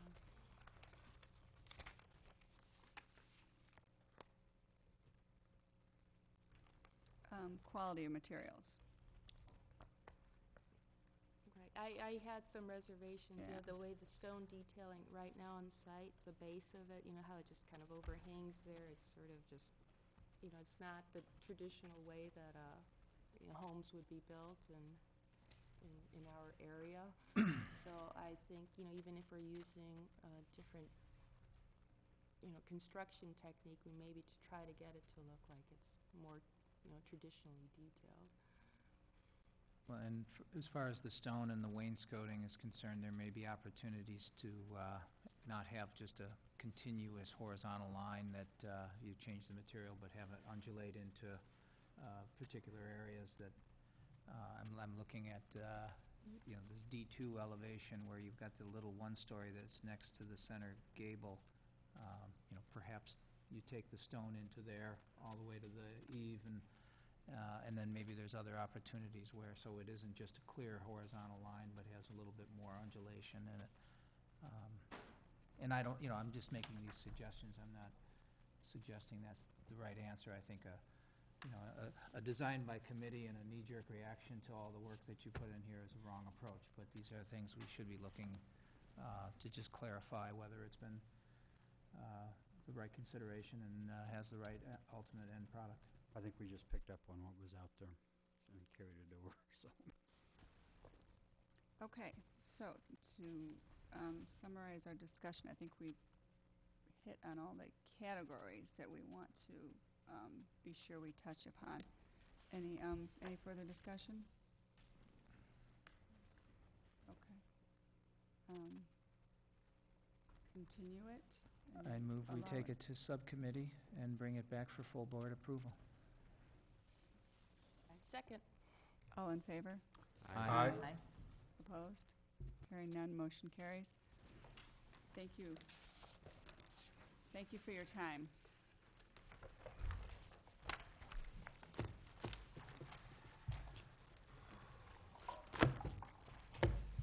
Next item on the agenda is the opportunity for the public to address the board on any non-agenda items.